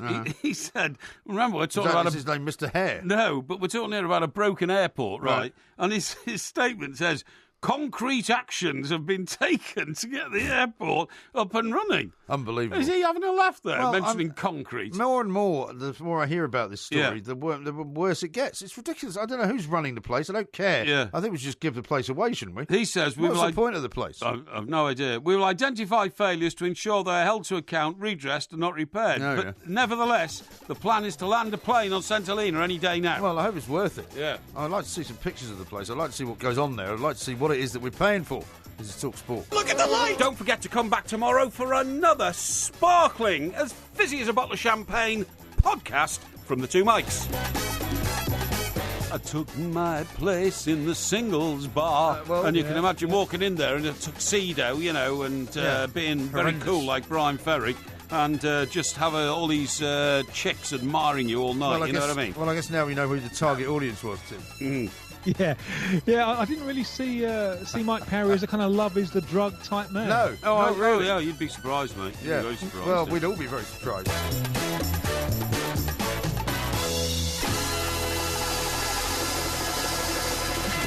I found him very offhand and brusque and he didn't like you. Arrogant. Well, I asked him a question. Yeah. He said, I can't give you the answer to that. And I said, why not, Mr. Prime Minister? Because I don't want to. Now go away. You see, you just don't have any class or charm. That's why people don't like talking to you. If you love the Two Mics podcast, you'll love the live show. Weekday overnights from 1am on DAB Digital Radio and 1089 and 1053 AM and via the TalkSport app. TalkSport, your Premier League station with exclusive commentaries every weekend. What an absolute corker! TalkSport. This is an absolute disgrace.